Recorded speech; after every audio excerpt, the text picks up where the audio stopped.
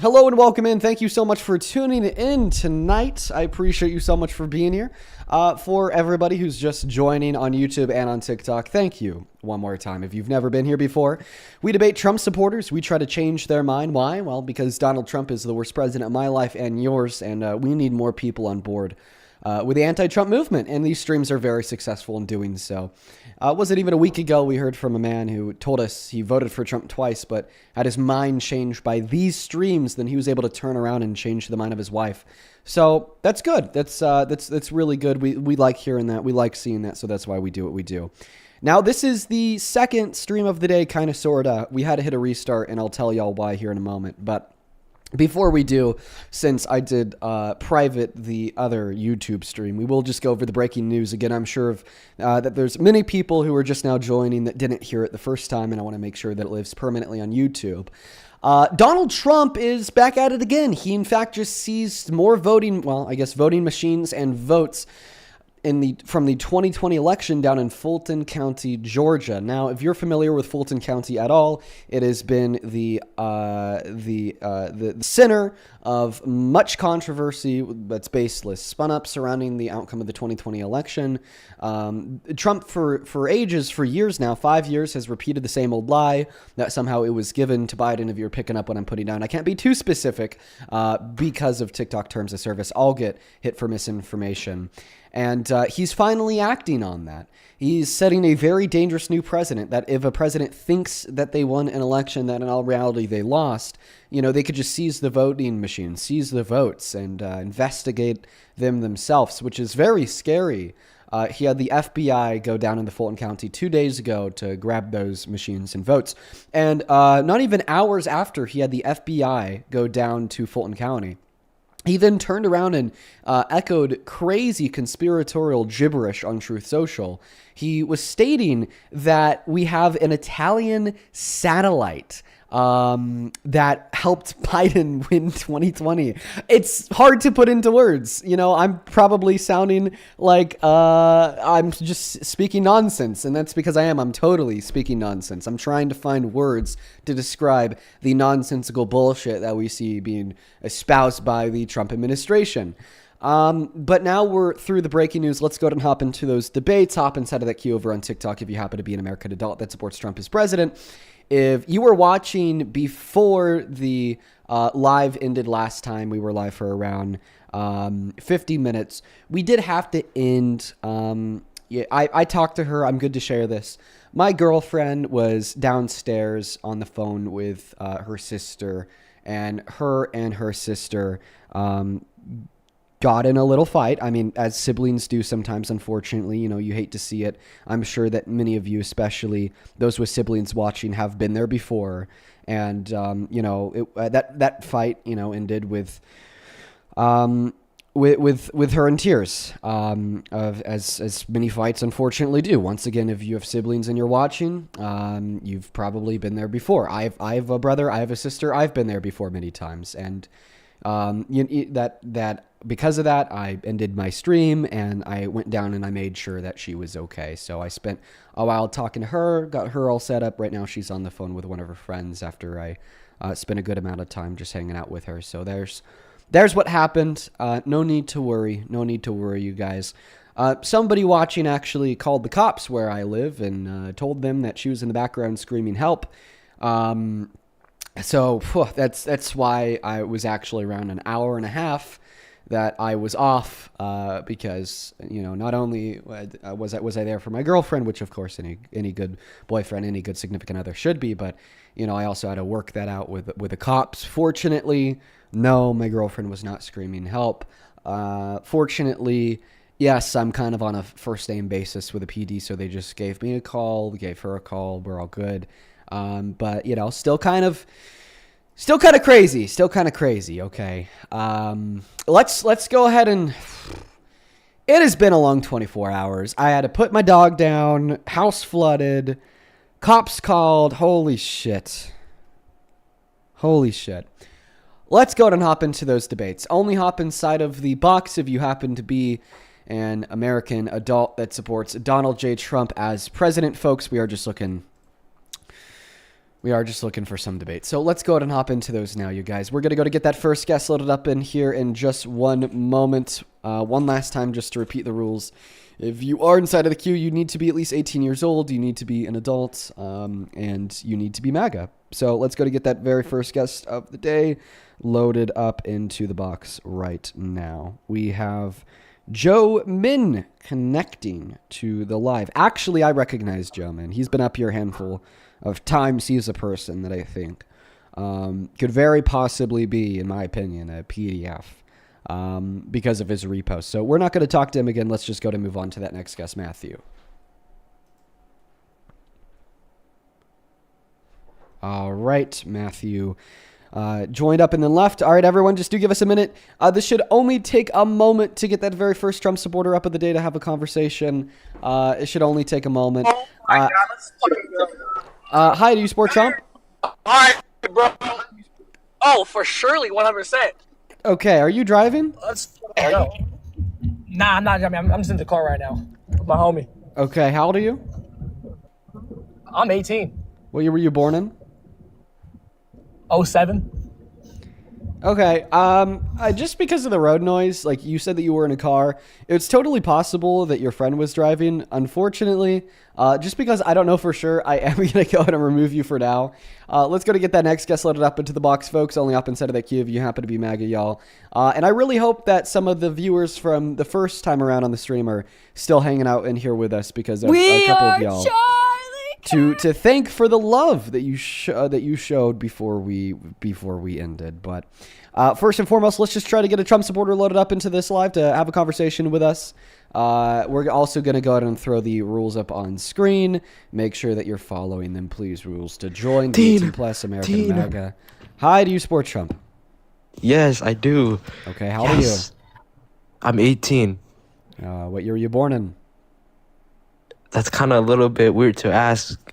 Okay, then you're not 18. Moving on to the next guest. Y'all, you know the rules. In fact, they are literally on your phone screen. If you are curious to what the rules may be, because for whatever reason, you're not sure, take a look at the middle of your phone screen. In fact, it says it right there. Be 18 plus, be American, be MAGA. Very simple. We will be automatically banning anybody who breaks these rules attempting to join that stream. So please make sure that you're paying attention. Please mind the rules. Let's go and get that next guest loaded up in here. Hey, Mid, that is M-I-D. Thank you so much for the $50 super chat over on YouTube, who says, thank you for all that you're doing, Mid. That is an incredibly kind donation. Thank you so much for the love. Please, for everybody watching, show some love to Mid down below in that comment section. Thank you so much. That goes a long way. I appreciate that. Thank you so much, Mid. Show some love to Mid down below. And we have just a couple people to catch up on over on Venmo and PayPal from before we did in the stream. But before we go over those, we're just going to quickly try to get somebody up in here to debate. Hi, do you support Trump? Yes.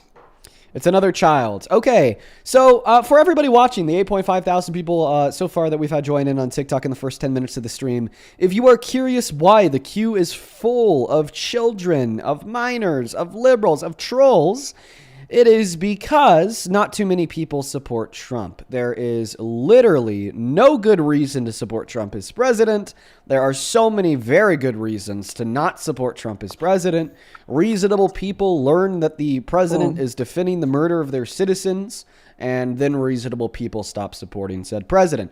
So that's why it's rather hard to find people to debate. Hi, welcome in, Bentley. Do you support Trump? Wait, who's Trump? Yeah, that's why everybody in the queue is a little bit like Bentley, like 14, because the Trump supporters they're in hiding, folks, or they just don't exist. Many of them have left the cult. Hello, 605 boys. Do you support Trump? I'm kind of mixed. I'd say You're kind of in the middle. yeah. You know what? I want to try to convince you to get off that fence and run very far away from MAGA. So I'll have a conversation with you. First and foremost, how old are you? I am 18. What year were you born in? 2007. Sounds good. Quickly, I'm just going to catch up on a couple donos from the day, then I'll pass you that mic. First and foremost, by Axelot, thank you so much for the $20 over on Venmo, who says, dude, people who support Trump are the same people we make fun for leopards eating faces. Cringe. Well, I appreciate you for that $20 by Axelot. It's good to see you. You've been watching for a very long time. As well as Mike, thank you for the $5. And Aubrey with the $5 who says, don't listen to the miserable people like that guy who's talking about Shelby. Well, love you, Dean. Rest easy, Shelby. Oh. Appreciate those kind of words, Audrey. Thank you so much for the $5. And then Margaret, thank you so much for the $25 on Venmo, who says, thank you. I'm so sorry about Shelby. Thank you so much for the love, Margaret. And it is incredibly sad. It is. Admittedly, it is very sad. I just couldn't even bring myself to go live yesterday. Yesterday was especially hard. Then Joseph, thank you for the $10. He says, buy Momo a new toy and some catnip on me. Dude, I got you. Thank you for the love, Joseph. And then Kamani, thank you. Thank you so much for the $50 over on Venmo. Kamani sent this in like literally over an hour ago. Kamani, I don't even know if you made it back into the restart. If you are here, thank you so much for the love. That's when I was saying, I just want to maintain a sense of professionalism on these live streams, and just kind of keep how I'm feeling inside. Kamani in response says, you owe us nothing, Dean. You don't have to pretend you're okay. Just know this world is better for having you in it. Sending so much love. Kamani, you've been watching for months and months and months now. Thank you so much for your repeated and continued kindness. I want to see 500 Kamani W's down below in that comment section, as well as Mary. Thank you so much for the $25. Show some love to Mary down below. And then Sunny, thank you so much for the $35 on Venmo. I appreciate that, Sunny. Let's get 350 Sunny W's. Who says, Dean, some rando DM me defending the ICE agents who murdered Preddy. I was able to refute all of his claims, and it ended him in him crashing out and blocking me. I cooked, but I'm giving you all the credit as I've learned so much from you. Sunny, that is literally exactly why I do what I do. The credit falls to you and only you, my friend. I'm happy that you're able to tune into these live streams and take something positive away to cook those Trump supporters. Appreciate you for the $35. And then Kenzie, I did thank you earlier, but I just want to thank you again because I do think it got cut off. Thank you for the $50 donation on Venmo, who says, hope you are okay, Dean. Thank you so much for the love, Kenzie, once again. And then Darian, thank you for the $20. Who says, big fan over here and love watching the lives. Fuck yeah, Darian. Thank you so much. Claire, thank you so much for the $10. And then Allie, thank you for the $20 on Venmo, who says, for being such a good boyfriend and dropping everything when she needs you. My husband is the same way. Thank you for being a good man. Well, it's important that we be there for our significant others. Thank you so much for the kindness, Allie. It's good to see you. Then we're just going to do one more for now. Joseph, thank you so much for the $15 over on Venmo. I appreciate you so much. Who says, sorry about your dog and house flooding. Hashtag fuck Donald Trump. Appreciate you for that love, Joseph. Show some love to Joseph down below at this point in time. We are going to recenter around the debates. There's a handful of other people to thank. I'm just going to kind of break it up into segments here so we could try to get that first debate underway, since I know that's what a lot of y'all are here for. Take it away, 605. Well, actually, no, you're not going to take it away. You already told us that you're on that fence. I want to take it away. I want to ask you a question. Is there literally anything that Trump could do that would kind of push you off of that fence and have you running away from MAGA, being firmly anti-Trump? Well, obviously with what's going on right now with ICE, I don't agree with at all. The shootings, so is that the Minneapolis. line, like the president defending murder? Yeah, basically. I mean, he's not. It's murder. There's no defending that. I know, and I feel like maybe that's why you shouldn't be in the middle of the road. I mean, that's not just something to push you to a point of independence or moderation, not really knowing which way you want to go.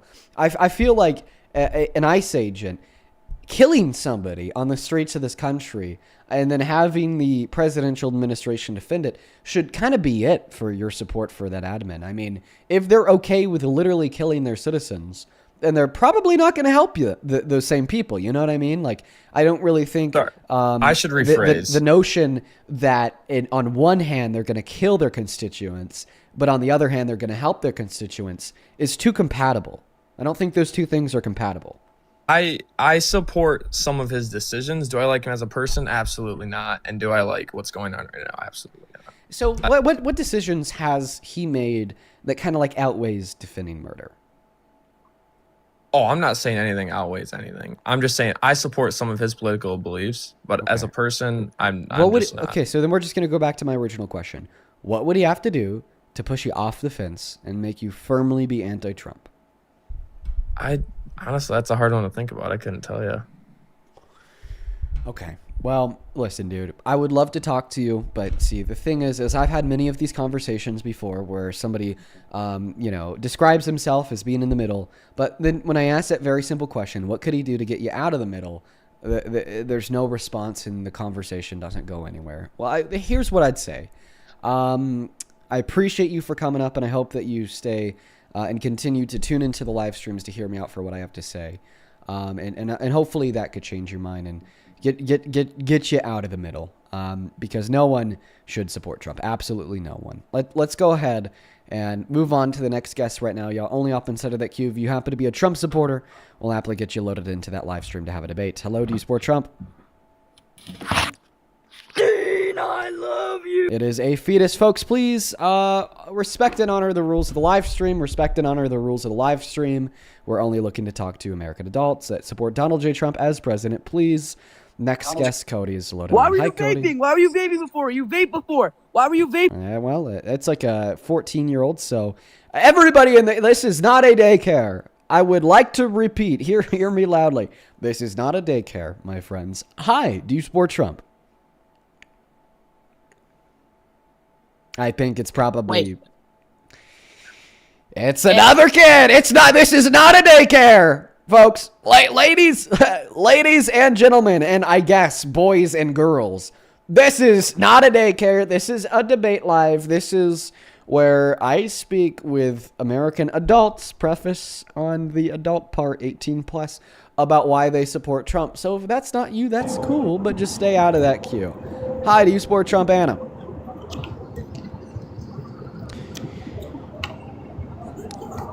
See you later, Anna. Let's move on to the next guest right now. Holy fucking shit, dude.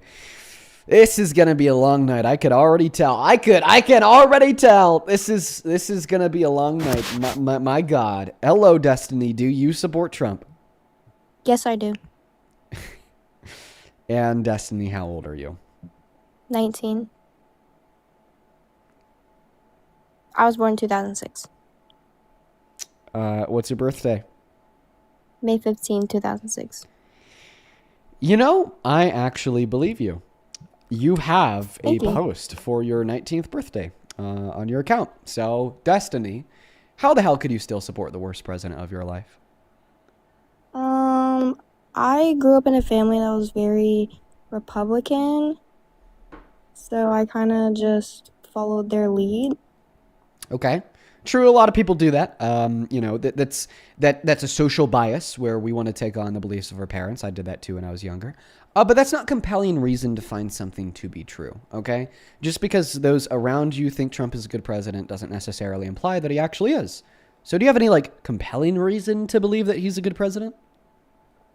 Well, I really like how he put no taxes on tips. Okay, true. For surfers. So no tax on tips is good. The only thing that sucks about Trump's no tax on tips is that it's only up to $10,000 deductible, and it expires next year. Kamala Harris also ran on no tax on tips, but it didn't last for 2 years. It would have been permanent. Not to mention that Trump's no tax on tips was not just a standalone policy. It was included within the Big Beautiful Bill. And the Big Beautiful Bill, right, does give a $10,000 deduction for tax on tips for 2 years, 1 year left. But it also takes healthcare away from 10 million low-income Americans, food stamps away from 3 million low-income Americans, purchasing power away from the bottom 54% of income earners, and costs $5 trillion, exploding our debt and deficit. Right. All right. I don't know what else to say. Is there anything Trump could do that make you stop supporting him? I mean, we honestly, let's talk about that. If he literally defended murder, would you still be on his side? I guess he already does that. You're right, Destiny. It was a trap. He does already do that, and I guess you still are on his side. So, literally defending murder is not a red line. If he called for the execution of Democratic lawmakers in Congress because he politically disagrees with them, would you still be on his side? Ooh. Probably not. Well, he did that 7 weeks ago, Destiny. He went on Truth Social and basically said that 7 Democrats in Congress deserve to hang.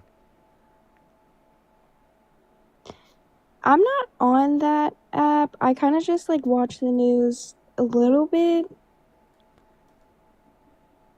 Okay, well, what's your response? 7 weeks ago, Truth Social, he reposted an article published by the Washington Examiner talking about how 7 Democrats in Congress don't want the military to follow any unlawful orders if they were to be given by Trump. Trump responded by saying, well, they're seditious traitors. He then followed that up by saying that their sedition is punishable by death, and then he reposted one of his followers' comments that read, hang them, George Washington would. So now that you know Donald Trump has literally called for the execution of his political opponents, do you still consider yourself to be a Trump supporter?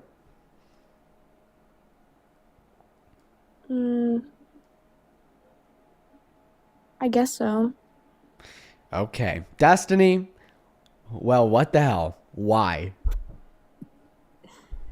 I don't know. I feel like I don't know. You don't know. You no clue why you still support him, even though the person who he ran against had better policy for you, like no tax on tips, without the 54% of income earners being royally fucked and the explosion to our debt and deficit.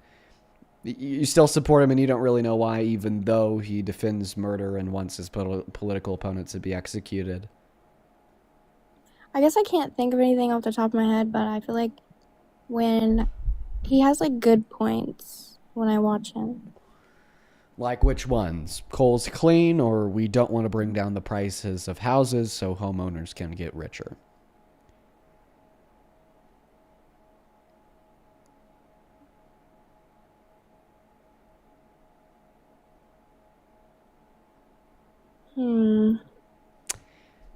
I don't know. I think that, Destiny, I think that you are better off if you were watching the live. I would highly recommend that you watch the live compared to being on it, so hopefully we'll be able to change your mind that way.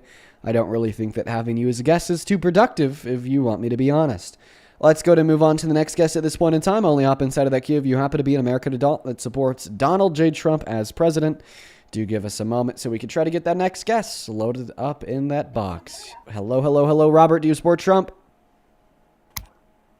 I do not, but Based Robert, right now we are only looking to talk to Trump supporters, so I hope that you have a good rest of your night. For everybody tuning in on TikTok, only up in that queue if you happen to be MAGA. I would very much so appreciate it and appreciate you. Let's go ahead and get that next guest loaded up into the box right now. Also, Santana, I just saw who you were talking about in the queue. I saw your text. Feel free to add them up if you want to.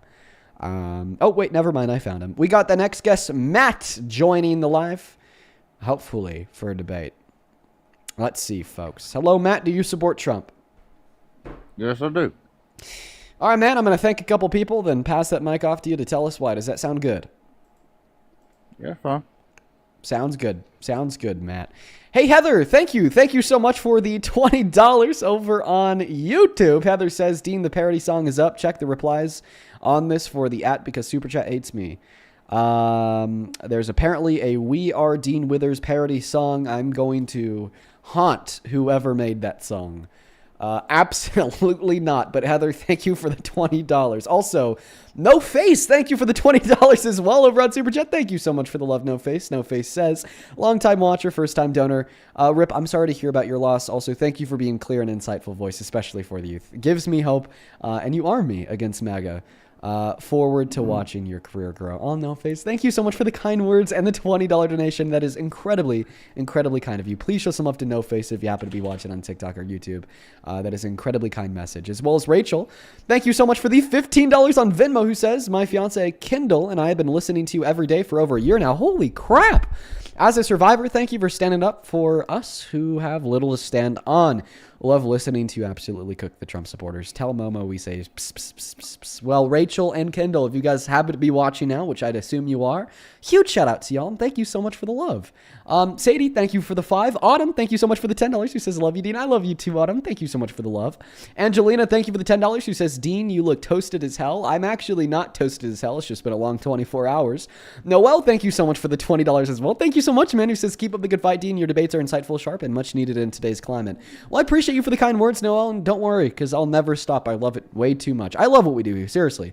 Thank you for the $20, Noel. Let's get 200 Noel W's and then 100 Katie W's, who says, I honestly don't know how you do these lives every day. I listen to you, Barker Santana, almost daily, but I have to take breaks because my mental health suffers from these MAGA idiots. I've honestly just gotten really good at talking to Trump supporters. It doesn't really, like, phase my mental health too much anymore. It's like when they're really annoying, interrupting, just terrible, there's just kind of like a wall that I have between me and them. It just doesn't get to me, and that's probably because I do it so much, right?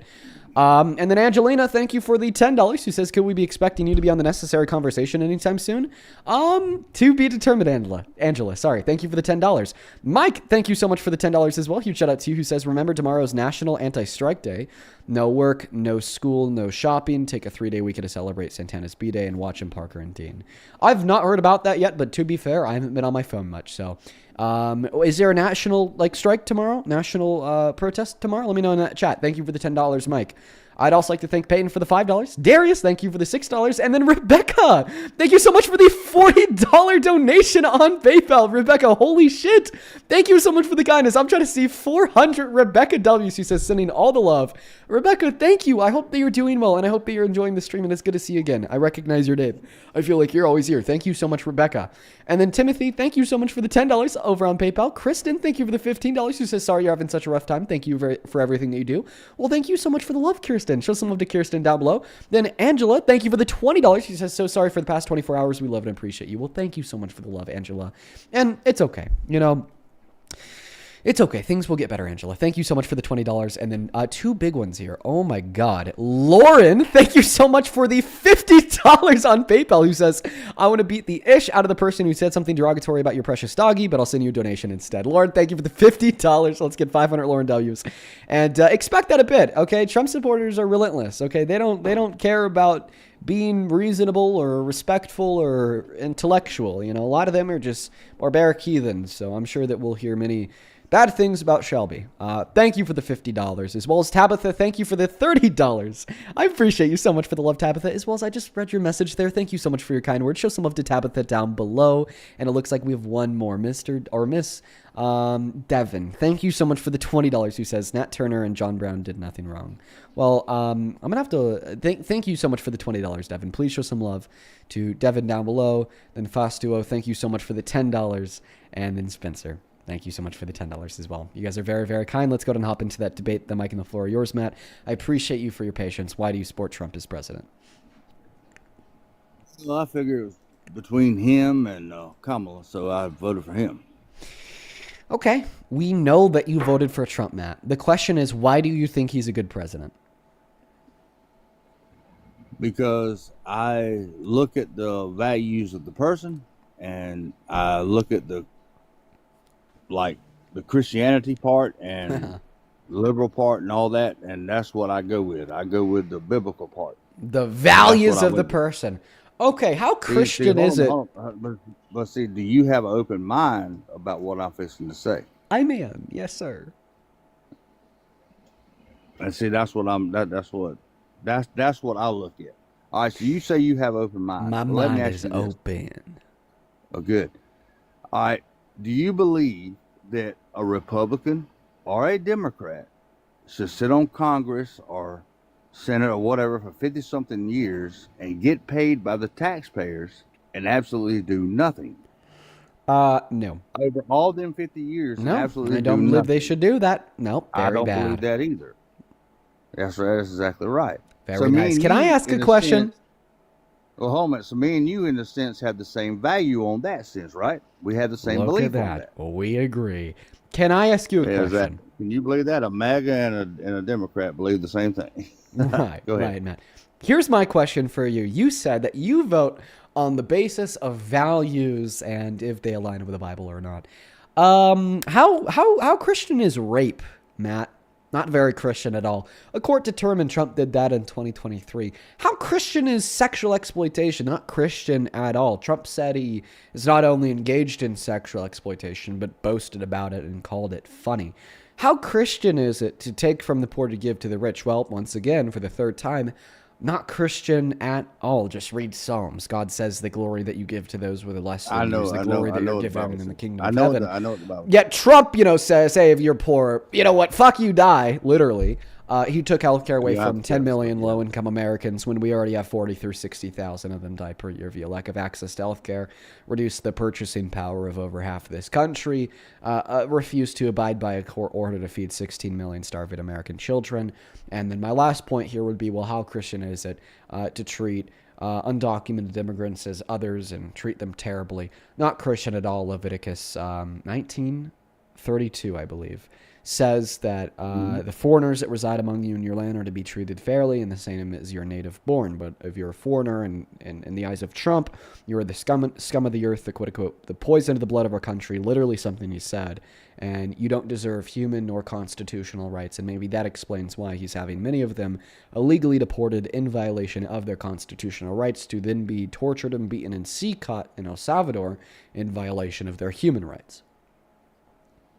Exactly. So, but on both sides, Democrat and Republican, right? You have to go with what you believe, right? Whether it be more liberal. I'm not a liberal person. I'm more conservative. So that's what you say, MAGA, whatever, Trump, but Republicans is more conservative. But if you go back, these are words. They don't 40, really mean 50 years, anything. but hold on. If you go back 40, 50 years ago, Democrats were Republicans. Republicans were Democrats. If you go back 40, 50 years ago, I don't know if you knew that. It's not as cut and dry as you're making it out to be, but I do believe that there's an ideological switch of the parties. But yes. it was like that. I mean, it was like that. It was like that. Your Republicans was liberals and your Democrats was conservatives. Actually, yes. At many times in the past, the Republicans have been the progressives and the Democrats have been the conservatives. Yes. Exactly. Yeah. So, I mean, as your belief, when are we going to get into how you shouldn't support Trump as president if you... it's not about what you support. It's about what you... It is. Hold on. Okay, all right. Just like the last person you were... This is really insufferable, dude. I mean, the topic of the live is literally, how do you still support Trump? So it is literally about who you support. If you will... Okay, well, all right. You went... All right. The last person that you were debating, you were talking about the houses, right? Right? The houses should go lower so the homeowners should get richer, right? Well, do you know where? Hold on a minute. Now, don't blow. But just listen. Do you know where the houses come from? It comes from lumber. It comes from woods. So therefore, the lumber yards. Listen. Hold on a minute. Listen. So therefore, the lumber yards has to make their money. The lumber goes up. The houses go up. Taxes go up. Everything goes up. Is this do we just kick? No. Hold a minute. Just hear me out for a second, right? Brother. Let's as Americans, can we just one thing as agree on Americans, right? How old are you? 21. I'm just asking you. All right, you're 21. You have a car?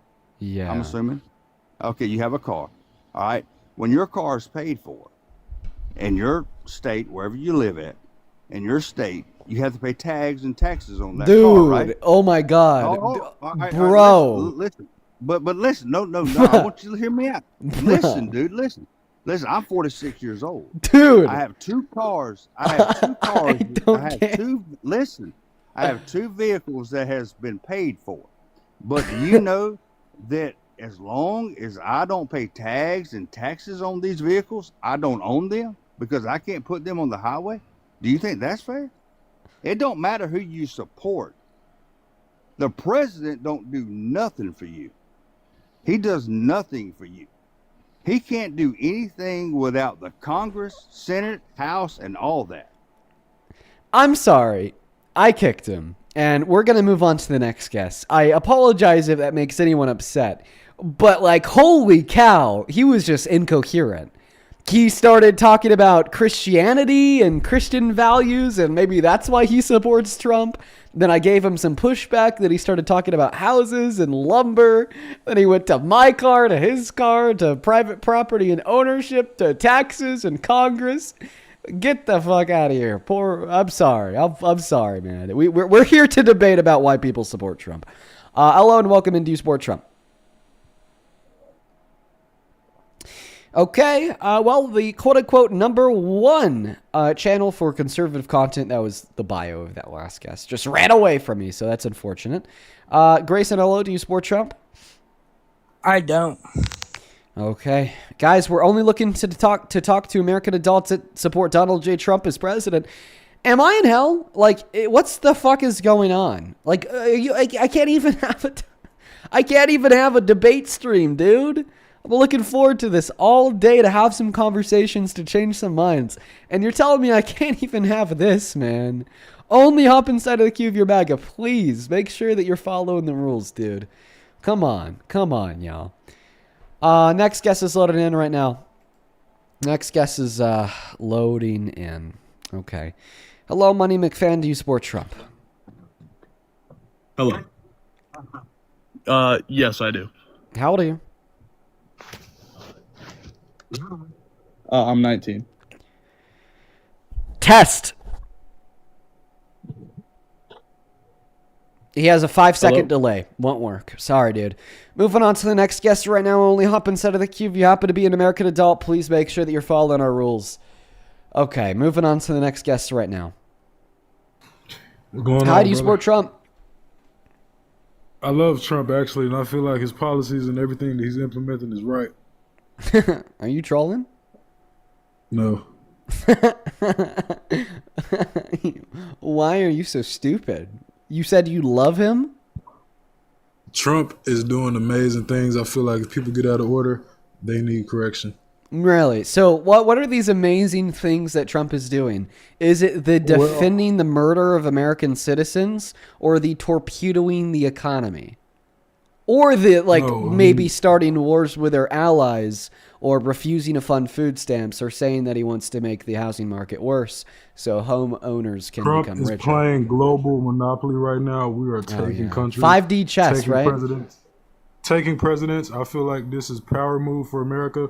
Yeah, such a big power move. It is such a big power move to just distance ourselves from everyone, right? Yes. Yeah, we are the absolutely. strongest nation because Absolutely. of these moves. Well, we're actually the strongest nation because of our historical collaboration and cooperation with allies. International commerce has been a tool used to the advantage of the United States of America to prop up the United States of America. What can you explain to me how just the moment that we decide we want to be independent and away from all other countries and destroy all of our allyships, we have the worst job report since 2003, the most manufacturing bankruptcies since 2007. I mean, the worst business investment in years after it boomed consecutively in every financial quarter under Biden, and war waged in our streets with amassed ICE agents murdering Hold on, the I'm gonna have to citizens. stop you there, brother, because check this out. When people get disorderly, they need correction. You can't let people get disorder and tear the whole city down because they feel some type of deep hatred to all law enforcement. So you're saying that Alex Preddy need to be killed? I'm not saying that, but when you have a Then what are you saying? Was Alex Preddy murdered? You cannot obstruct an investigation. Okay, and you can't kill somebody for obstructing. Well, if that person arms herself with a vehicle, a 5,000-pound Honda. Alex Preddy didn't have a vehicle. Well, when you reach for a weapon, he didn't reach for a weapon. Find out. When you have a weapon on you and you are moving, when you have a weapon on you, and you move erratically, people that have weapons should not move erratically when dealing with law enforcement because they have heightened awareness. He was on all four on the ground without his weapon because an ICE agent took it from him. Oh, really? Yeah, really. I think that he was reaching for his weapon. Okay, and you think wrong. You have no evidence. You just made that up on the spot. How much do you want to bet on that claim? Well, I'll bet you $5.80. That's all I have on my TikTok account right now. How about 500? Let's bet on it. $500? Let's bet. I can't shake your hand, but my word is bond. Oh yeah, wow, fuck. Well, I just got $500 richer. Okay, maybe the tide is turning today. Maybe what about Renee? maybe I am having a good evening at the end of the day. Okay, so here's a video of what happened to Preddy. Now, of course, we're gonna pause it, right before the moment when the first shot rings off. I'm just gonna simply show you how he couldn't have possibly reached for his weapon because he didn't have the weapon. Okay. Okay. Sounds good. All right, so right now, let's just pause it right there. You see Alex Preddy down on the ground on all fours, while around 4 or 5 ICE agents are on top of him. You then see this ICE agent in the back wearing the gray sweatshirt walk up to Preddy, and from Preddy's side, draw his gun and take it from him. All right, I'm waiting to see that. There. At this moment in time, Alex Preddy has no gun, while he is still on his hands and feet. And then he's dead. You owe me $500. I don't see a part where his weapon was taken. I see an officer pulling out his weapon, but I don't see a part where his weapon was taken. You said that you saw the officer pulling out his weapon? Yes, it actually looked like he was reaching for an officer's weapon, which is extremely dangerous. And wait. So okay, so I just want to clarify. You saw the officer reach for Alex Preddy's weapon, but you didn't see the officer take Alex Preddy's weapon. He reached for his firearm, correct? But I can't really tell. It looks like he's reaching for another officer's firearm. Wait, now you're trying to involve like two things at once. We're gonna go point by point. So, are you saying that you saw an officer reach for their own weapon, or you saw an officer reach for Alex Preddy's weapon? Alex Preddy actively reached for an officer's weapon. Oh, wait, that's a whole. Wait. That's a whole different claim, but that's also not true. Where's the evidence that Alex Preddy reached for any officer's weapon? You understand that's not even what the official report from the DHS says, right? You literally just played the clip. Okay, so you're saying in that clip you could clearly see Alex Preddy reach for an officer's weapon? Clearly, it's unmistakable. Okay, all right, well, tell me where. We're going to go frame by frame. You tell me when to pause. Right there. Where? See his arm is reaching up to the guy's right leg. No. You actually, no, I can't. Where's Alex Preddy's arm? Go down. You see that? This is down. You see the elbow? He's reaching up. Where? To the left. You went back too far. Go back. You see his elbow right there. Where? What the fuck are you talking about? He has his arms in the air reaching for an officer's weapon. Where? Like, okay, point. Look, where? Okay, tell me if you want my cursor to go up, down, left, right. To the left. To the right. To the left where that corner is. Right there. Right there? His arm is reaching up to an officer's So you're weapon. saying that you could see something right there? Correct. Chat, I am not trolling. You gotta be fucking with me. No, come on, you're totally trolling. This has to be a troll. I'm dead serious, brother. Get the fuck off my live. If you are dead serious, dude, you're too gone. I can't help you. We're gonna go to move on to the next guest. What the fuck, dude? All right, let's go to get that next Trump supporter loaded up in here. If you happen to be one of the 11.3 thousand people watching on TikTok, I appreciate you so much for being here. Make sure that you're double tapping away in that phone screen and sharing out this live with a handful of friends. By the way, that last guest owes me $500. I hope that he pays. You can find my Venmo, my PayPal, and the link tree in my bio. Hello, welcome in, Rex. Do you support Trump? No. Okay, then politely and respectfully don't join the queue, as tonight we are only looking for Trump supporters.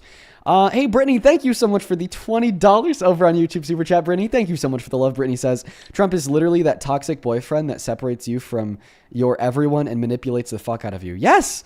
Dude, Trump is a very toxic partner. I couldn't agree more. Let's get 200 Brittany W's down below in that chat for the absolute truth nuke while we're still looking for the next Trump supporter to come up here to have a conversation with us. We got Mr. Big Drake loading in. I'd also quickly like to thank Where, thank you for the $10, who says, I'm so sick of these people Yo. reaching for bullshit excuses for ICE murdering people. Yes, they literally want to permiss murder so they could continue to support the rapist as president.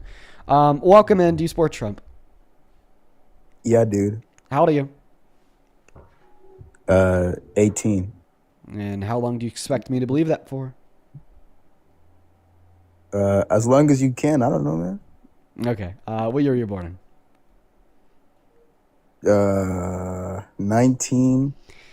All right. Well, the answer to the question was about 3 seconds. Moving on to the next guest, folks. Follow our rules. If you're in that queue, make sure it's because you're an American adult that supports Trump as president. And then, dude, oh my God. I'm going to call you R. R, thank you. Thank you so much for the $50 over on YouTube Super Chat. That is so fucking incredibly kind of you. Thank you so much for the love, R. R with a $50 says, hey, Dean, I know it's never easy losing a childhood pet. Keep your head up, and I hope that you're able to find something positive during this tough time. Fuck cancer, Rip Shelby. Well, R, I appreciate you so much for your kind words and for the $50 donation. I mean, we've received so many kind DMs. We've received so many kind messages, so many kind donations. And I'm just so fucking grateful for the community that we've built in, legitimately, from the bottom of my heart. Thank you so much for the $50, R. Thank you, thank you, thank you. Welcome into Sport Trump, Alexander. I used to, but I want to say why I don't anymore, if that's okay. If you want to quickly share that with us, it's fine. But we are just looking for a Trump supporter. But I want to quickly hear from you. So in like a couple sentences, what changed your mind? So this year, last year was my first time voting. And, I just voted for Trump off of, basically, I just liked what he was saying. But he hasn't not done one thing that he had said he was going to do. And then on top of it, I used to support deportation, but it became to the point to where I started seeing my eyes started opening to, what Trump is doing and what he's doing to these people and how he's separating these people from the families and all these kids that he's taking and putting into these, places where they're locking them up. And, like just the death of Alex Preddy and Renee Good, that just like that took it to the top. It's just like George Floyd all over again, but a lot worse in a sense. I can't support somebody that's gonna sit there and allow murder, especially the guy that was running ICE. Yeah. Well, I'm happy that you no longer support Trump as president, and you realize that, yes, you should stop supporting the president if they allow or celebrate murder. Alexander, I hope that you have a good rest of your night, and thank you for sharing that with us. You too. It's good. I mean, it's really good to see that, minds are being changed and people are leaving the cult because of what we have seen in recent times. And it's such an imperative, okay? It is so important for everybody watching to truly understand the gravity of what that guest described. How we have an active administration literally defending murder, okay? Like, oh my God. It has had me so pissed off for weeks now. I feel like, oh my God, I'm losing my mind over it. Welcome in, Ronnie. Do you support Trump? Ronnie's not here. Moving on to the next guest, folks.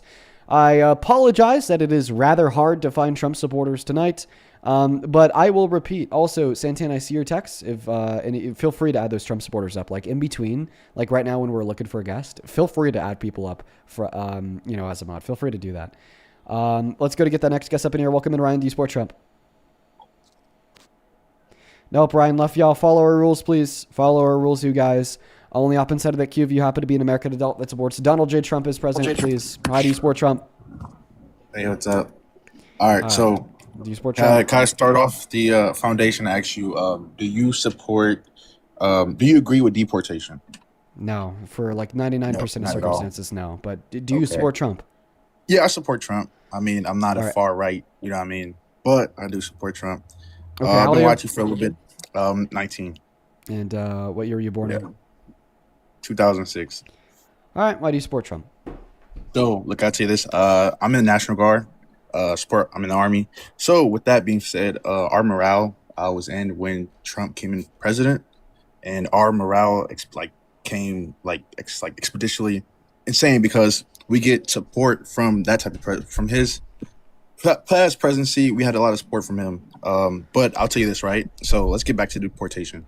So Obama was actually called deporter in chief. Yes. He actually had a record of deportation. I know you're going to say the saying of, okay, they were cross borders and stuff like that. But there's a video that just popped Trump up on my is feed. deporting more undocumented immigrants than Obama, by the way. Yeah, no, I get that. But how come there wasn't so much backlash? And he actually created most of the policies separating so many kids. And he the one that started the cages and stuff like that. So as you can see, I'll happily go through all of those items with you after you tell us why you support Trump as president. Oh, I support Trump because he's a better option than most Democrats right now. Okay. Why is that? I mean, it's policy. Because Democrats are soft on crime. I'm actually a criminal justice major. Yeah, I mean, it's a fact. I mean, okay, so hypothetically, if I went to Mexico right now, or if I went to Canada, jumped the border, guess what? I'll be deported within 2.5 seconds, right? Because that's how every other country operates. But for some reason, they feel like that United States shouldn't have laws based on the border. I don't get that. I mean, can you explain to me why you guys feel like that a border doesn't matter? Or so yeah, perfect. So hopefully I'll be able to go through that all right now. So first and foremost, you said, well, why do we see all this backlash to Trump, but we don't see the same backlash to Obama? Well, first and foremost, there's major key differences between the deportations in which are taking place today under Trump and the deportations, for the most part, that took place under Obama. First and foremost, the Obama administration placed a preface on the identification and deportation of undocumented immigrants with prior criminal convictions. Unlike the Trump administrations, unlike the Trump administration, who for 70% of their deportations so far in their second term have been individuals with no criminal record at all. Okay, for undocumented immigrants with no criminal record at all under Obama, you are actually given access to different programs, okay, like DACA or getting a work permit so you can legally work here, pay taxes, and build a life here. Under Donald Trump, when you're an undocumented immigrant with no prior criminal convictions at all, you are illegally deported to CICA in El Salvador, where you are then beaten, tortured, and starved, okay? Right? And this isn't me saying that all of the deportations under Obama were benevolent, okay? There's definitely limited circumstances where bad deportations took place, but we also simply didn't see American citizens getting murdered in the streets of this country protesting the bad deportations taking place, the misconduct observed inside of ICE detention centers. And then we also didn't see them getting murdered by ICE agents, then Obama defending their murder. Now, to move on to your second claim, you said the reason why you support Trump is because the Democrats are soft on crime. That couldn't be any further away from the truth. I've never seen a Democrat give blanket pardons to violent offenders that try to kill cops during an insurrection, unlike Donald Trump, who pardoned 174 of them and called them patriots. I've never seen a Democrat serve as president with criminal convictions that are actively ignored by his base, unlike Donald Trump with his 34 criminal convictions, unlike Donald Trump with a civil court that held him liable for rape, unlike Donald Trump with a civil court that held him liable for lying to a bank, unlike Donald Trump for intentionally concealing classified documents at Mar-a-Lago, and unlike Donald Trump for infringing on our Constitution 4 times in the last 10 months. And I think that all these points are very relevant. Right now, I would say the party who's soft on crime is, of course, the MAGA party, when it is in benefit to themselves. Donald Trump is willing to forgive and forget any crime as long as it was committed by one of his supporters in his name. Yeah, no, look, I kind of understand what you're saying, right? But at the end of the day, I mean, he's our best option right now, right? For example, I'll tell you this. I will tell you this, right? So I currently work for a PD also, intern for a PD. My city, my county is the 28-7G program, right? And people don't understand this logic is when you consistently don't cooperate with federal officials, like immigration, like ICE is doing their job that was passed by Congress. They're doing their laws that was passed by Congress. They're legit doing their job, right? I know it's messed up in a way, right? Because you're separating families, I guess, to a certain extent. But same way as if I was drunk driving, I had my daughter in the car, right? Okay, yeah. Are you just saying that you support Trump as president because of his mass deportation? Let me ask you one very simple question. Okay, what is one positive outcome of mass deportation on this country? It leads to less overwhelming smaller counties that are not prepared for such high populations, right? So Can you be more specific? Like, what is the specific positive outcome? So if my city, right, for example, my city was at a time was overwhelmed by illegal immigrants, right? And it came to the fact where we would apply for certain school choices. We wasn't able to do certain things like that. You know, anyway, far as government assistance, things like that, you would subsequently be it'll be more competitive. Like far as houses, right? Now I got to compete with, say a legal immigrant for a house, a rental. Now that ups price, high demand equals higher prices, right? Which is not fair. Why should I have to be in competition with someone who's not even from this country to potentially look into a house or anything, for example? Basically, it makes things more competitive, right? Okay. It's not fair. Yeah. So there's a glaring issue with your arguments. Sure, undocumented immigrants do increase the demand of houses. Okay. However, they're significantly less likely to be a demander of houses because they can't get a loan from 99.9% of banks to buy one. And then on the renting side of the housing market, a vast majority of all renters will not rent to you unless you have a social security number. So they have to find the people that are willing to rent to them on an ITIN with a work permit, and they're more likely to live more individuals to a household. But what you're failing to account for here is the supply side of the market, because remember, the price of a good isn't just determined by how much demand there is for that good. Okay. Water has significantly more demand than, I don't know, Rolexes, yet Rolexes are infinitely more expensive than water. It is rather determined by the intersect between demand and supply. So although undocumented immigrants do contribute to an increase in the supply side of the economy, the demand side of the economy, they contribute to a larger increase in the demand side of the housing market. 1 out of every 7 construction workers is an undocumented immigrant, meaning they are more likely than citizens to contribute to the supply side of the market.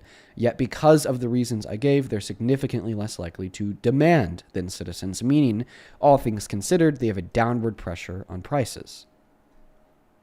And you gotta open up and look, man. Why do you see so many freaking Democrats right now are supporting funding bills that are funding DHS and funding ICE? Why do you think there's so many Democrats? Are you going to completely just pivot and ignore what I just said? No, I get what you're saying though, but okay. So then respond to it. You're kind of brainwashed. You're kind of brainwashed at a certain point. Because okay, well, if I'm wrong, then just explain how. Because you gotta understand that Democrats that are actually within Congress right now, most of them support the agenda of law and order and getting criminals off the street. Okay, so I don't get why it was 7 Democrats that voted for the DHS funding bill. I don't get why multiple of them have now taken that support away. So you're telling me that my macroeconomic analysis, okay, that reasonably concludes that undocumented immigrants have a downward pressure on houses. Therefore, when you told me a mass deportation would be good for this country because it would reduce the price of houses, is incorrect because 7 Democrats in Congress supported funding DHS. That is a very clear red herring. Okay, try again and do better this time. What are the very specific reasons I'm wrong in reasonably concluding that the mass deportation will not reduce the price of houses? I just don't agree with the competitiveness. Why should I have to compete with someone in my community who's not even a citizen? Okay, so you're saying even because undocumented immigrants bring down the price of houses, you still don't think that you should be able to compete with them on the demand side. So basically what you're saying is even if not competing with undocumented immigrants by deporting them from the market would increase the price of the house you'd buy, you're still on board with it and you still view that as a net benefit to yourself. I'm not gonna lie, you're low-key a bot, but it's okay, dude, call me whatever you want. That doesn't change the fact that I'm shitting on you.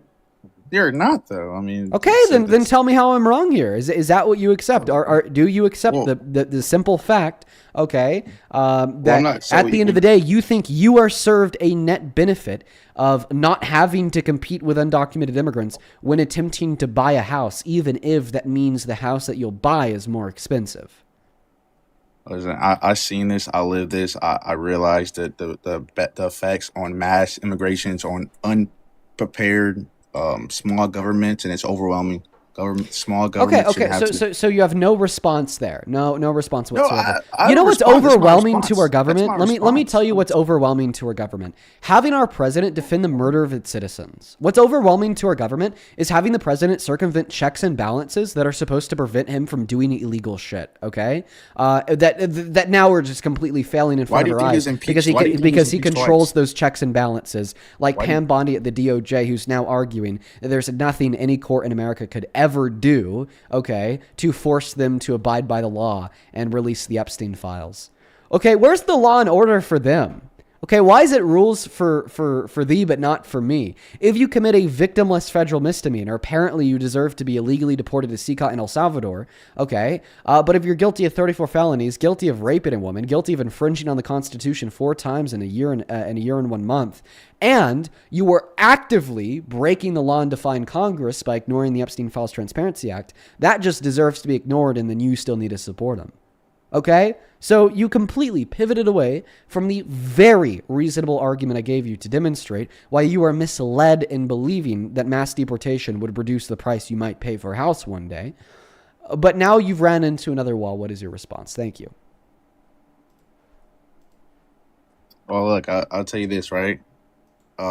You got some, you do this for a living, right? So you're going to be more inclined to this. But I'm telling you, from my instance, I see this every day. I see the effects on when people are in this country and they're not vetted. That's all I'm trying to say, right? It shouldn't be much of a political thing. That's all I'm trying to say. Well, I support Trump, right? I'm going to cut it. I'm going to cut it in 10. I'm not going to keep it stay much longer, right? I seen this, right? When you don't have you don't have local governments, don't cooperate with federal authorities, bad things happen. Right? Instead of releasing them back into the country, now ICE have to come to your community and they come pick this guy up. And then now you got ICE there when instead you could give them access to your jail and then pick that guy up and then boom. Right? Okay, could you please repeat that? I mean, are you just saying that bad things happen when you don't cooperate with federal authorities? So why is Donald Trump not cooperating with the federal authority of Congress? I mean, can you explain how? How is he not? Yes, they passed the Epstein Files Transparency Act, forcing him to release all of the Epstein files with limited redactions by December 19th. Okay, over a month and a half after that deadline, he's only released 1%. Has made redactions beyond the scope allowed by the law, and he's now consistently breaking that law by missing the legal deadline to explain his illegal redactions, and breaking that law by not releasing the totality of the files. Last I heard is the DOJ was overwhelmed, which they didn't have the necessary manpower to necessarily complete that within that time frame. So okay, and is that why they argued in court that in all reality they're not going to release the files and no one can stop them because there's no clear there's no clear repercussion set within the bill to punish them when they don't abide by it. And then also that excuse saying they didn't have enough manpower to release them all is fucking bullshit. Okay, so you're telling me that Trump is the inevitable, America is the strongest country on the face of planet Earth, but they only have enough manpower to release like 1,000 documents, and then even within those 1,000 documents, okay, they were illegally redacted. Okay, it would actually take less manpower to release the files if they just released the files in accordance with the law and didn't redact every syllable of every fucking word of every page of every paper of, like, for instance, Epstein's testimony to the grand jury and breaking the law. So who is to blame, Trump or the Republicans? Who's to blame, Trump or the Republicans? Try Trump and the Republicans. Well, you know, it's crazy. They're actually the Republicans actually the one that authored that, to sponsor that bill. So Thomas Massey? Yeah, well, he'll tell you the same thing. He'll say, blame all the other Republicans. And by the way, Thomas Massey is technically an independent libertarian labeled as a Republican, so he'd be able to run as with a major party to get in Congress. Yeah, I mean, well, we'll say that he said at the end of the day, it's not. It's deeper. Than Okay, so probably what you don't blame the Republicans because of Thomas Massie, but you do blame Trump, right? I mean, yeah, every president had their flaws, right? So what was good? Oh yeah, so but the thing is that seemingly this big fault that you recognize to be true of the president that you support, okay, is what makes you a hypocrite, because in one breath you're like, oh, commit a victimless federal misdemeanor, get deported from the country with no due process to be tortured in another country, and really bad things happen when you don't comply with federal authorities. Oh, but every president has their fault. What's the fault? Okay, so breaking the law and not complying with federal authorities. So like seemingly this one fault makes you quite the hypocrite. Do you recognize that that's hypocritical of you? You know, I'm actually. So was Joe Biden? So wait. I just before you go, but Joe Biden, please answer the question. Do you recognize that that is hypocritical? I mean, I mean, that's subjective. I mean, but okay, but then debate it. I mean, do you accept it or do you reject it? Do you accept that it is hypocritical, okay, for you to argue in one breath, if you commit a victimless federal misdemeanor, get deported to another country and comply with federal authorities, and if you don't, fuck you. But on the other hand, if you commit 34 felonies, rape a woman, and infringe on the Constitution 4 times after pardoning 174 violent rioters that tried to destroy our country in the process of killing cops, or trying to kill cops more so, I'm just going to kind of ignore it and support you as president.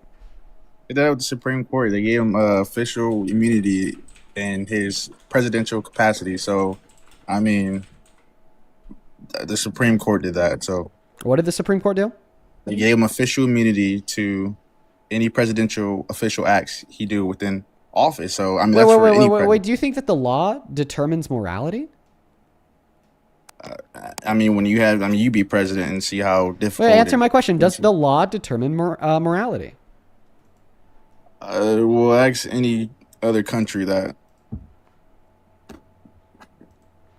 Am I going to get an answer to my question? Does the law determine morality? I mean, dude, it's law and order for a reason. Are you going to answer the question? Does the law determine morality?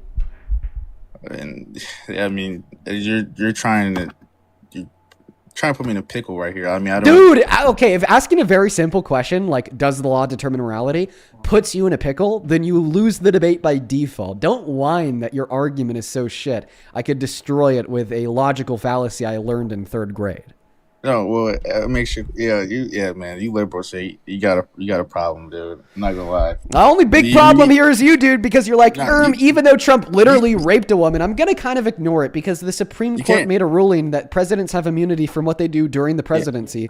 But I'm also gonna conveniently leave out the part that he raped her before the presidency begun, meaning he doesn't have criminal immunity from that action. And then on top of that, I'm gonna refuse to engage in further dialogue surrounding the nuances of, well, what determines what's right and wrong. And, well, is it the law or is it not the law? So then I could attempt to evade a follow-up conversation surrounding how although Donald Trump has criminal immunity from the things he does while he's president, this doesn't change the fact that it's bad when the president infringes on the Constitution. It doesn't change the fact that it's bad when the president refuses to abide by a court order and then leaves 42 million Americans, including millions of disabled Americans and millions of children, to starve, or that it's bad for the president to defend murder. Okay, and then your only response is to say, oh, you liberals. Yes, us liberals have common sense, human decency, and a level of intelligence that I think you either don't have or deny to yourself because you've been succumbed by that mental MAGA mind virus. Well, I'm not MAGA at all. Thank you for that. I mean, I'm a Republican, but I'm not MAGA. So since you want to talk about all the bad, right? So if he was such a bad president, why do you think he got elected twice? 77 million people would disagree with you. Okay, guess what? Guess what? Over like a billion people would from history would disagree with you if you were to tell them that the Earth is round. Don't tell me just because a lot of people find something to be true that therefore it necessarily is. Okay. Well, and earlier, I mean, was Biden a good president? He wasn't even president. Was he a good president? Was he good at what he did? We don't know what he did. He wasn't doing. So the answer is no. Tell me what did he do? No. Did he Just stop- give did a he clear stop answer to sending- the question. You can't. You've not given me a clear answer to anything I've asked you the whole time you've been on this live. Good God, answer Maybe this Joe one clearly. embarrassed us. Was Joe Biden a good president? Yes or no? I he expect your embarrassed answer to us. be no. Okay. Well, guess what? 82 million Americans disagree with you. In fact, there's never been more Americans that have voted for any presidential candidate than the amount of Americans that voted for him in 2020. So see how your logic Yeah, up. and guess what? He was the reason so. why Kamala lost. He was the reason why Kamala lost. They see how terrible Democrats are.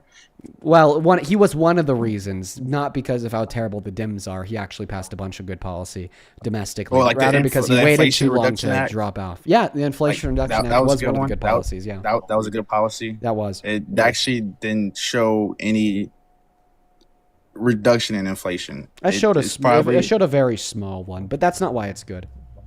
yeah. So his policy, you can't really name any. He didn't have any good policy. But Yeah, the Inflation Reduction Act is one of them. Do you want to know why it's good?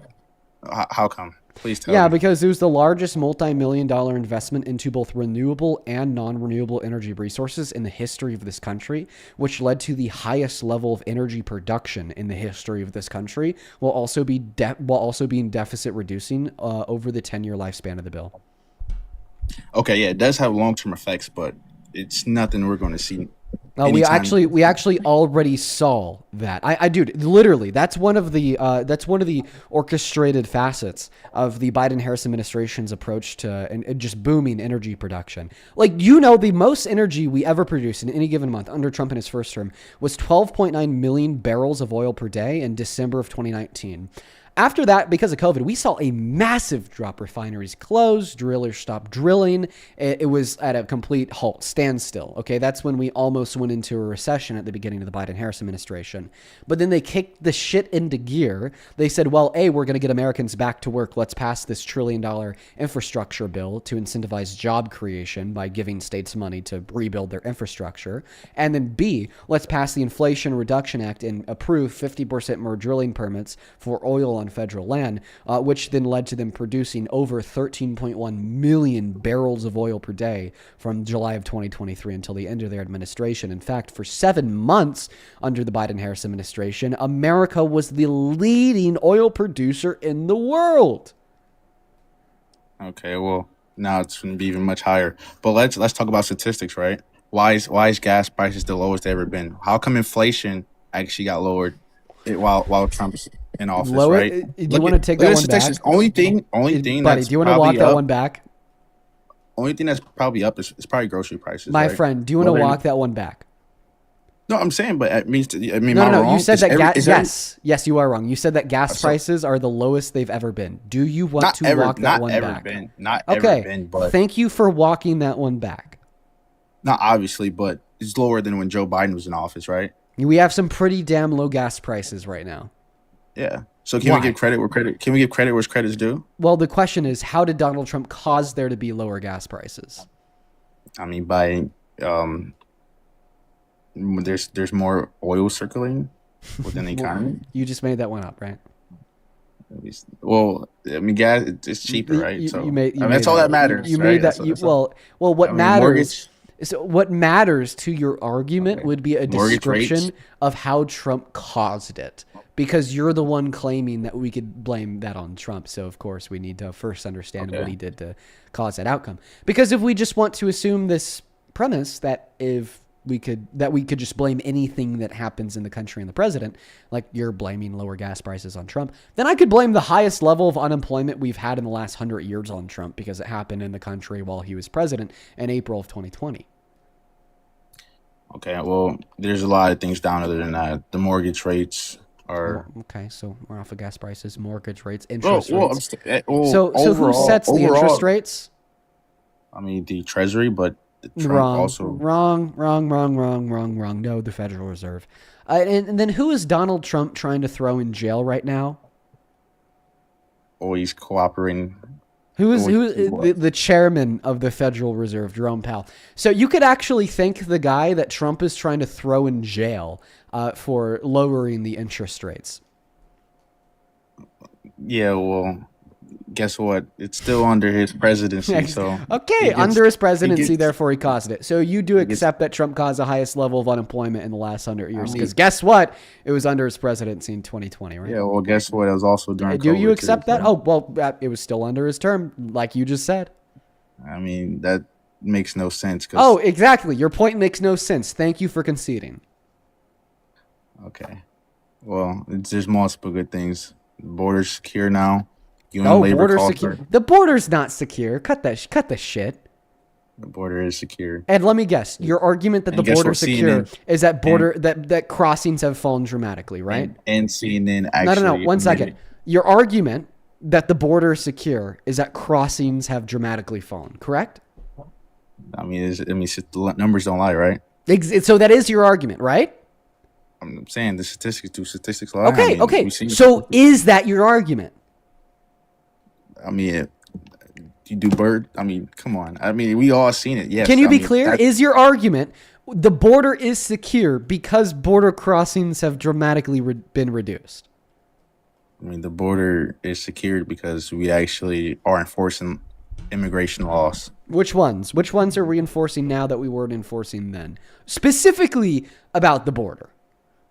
I mean, now we have the Lincoln-Riley Act passed, which Lincoln-Riley Act. Laken-Riley, sorry, not Raken-Riley. I say that sometimes. Laken-Riley Act. What else? I mean, that was significant. Also, with the Big Beautiful Bill, did he say Lincoln? Laken. Okay, Big Beautiful Bill. Wait, question. Sorry, clarifying question. What the hell did the Big Beautiful Bill do for border security? I mean, it funded them to finish the border. Funded what? And you also had the National Guard working with. One moment. Funded what? I mean, the Department of Homeland Security. DHS. Okay, DHS handles deportations. We're talking border policy here. Also with the border. They also work with the border too. Okay, so gave more funding to DHS. What else? Yeah, that's funding is what was critical to secure the border. Yeah, so the funding was critical to securing the border. I disagree. Could I tell you why I think we have less crossings today? Yeah, because we set a precedent that if you try to pass, you most likely will get caught. So, well, I think I'm on a similar wavelength. That it doesn't have much to do with policy. It has to do with precedent. But I think the precedent that we set that's reduced border crossings has been the if you cross, then you might die. If you cross, then you might have your human and constitutional rights violated and be deported to El Salvador, where you are then beaten and tortured. And that's fascism, my friend. So the big reason why I disagree with Trump's management of the border, even though undocumented crossings have fallen by like 97%, is because it's not good, proactive, long-term border policy that's caused it. I mean, it's literal fascism and human rights abuse that has caused it. Absolute immoral lawlessness that has caused it. Yeah, you must have a TDS, man. No, I just have, I don't know, Google and common sense. What happened? Question. What happened to Abrigo Garcia? Oh, I mean, he's back now, right? Yeah, but what happened to him? Yeah, I mean, he got sent there, and guess what? I mean, he's a Venezuelan citizen, so... It wasn't Venezuela, it's El Salvador. I thought I should correct you because facts matter. But what happened to him? Okay, you're right. It was, he's Supreme. They put an order back out, and he's back. I mean, they didn't defy... I guess I should be more clear with my question. What did the Trump administration do to him? He got accidentally sent to somewhere he weren't supposed to be. I mean, it was... Accidentally is a stretch. Okay, let me tell you why.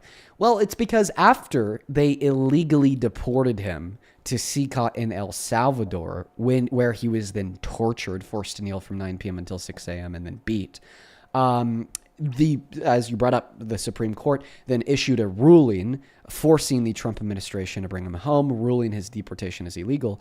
Do you know how the White House responded to that? Tell me. By going on Twitter and posting a picture, calling him a terrorist and saying that he's never coming back.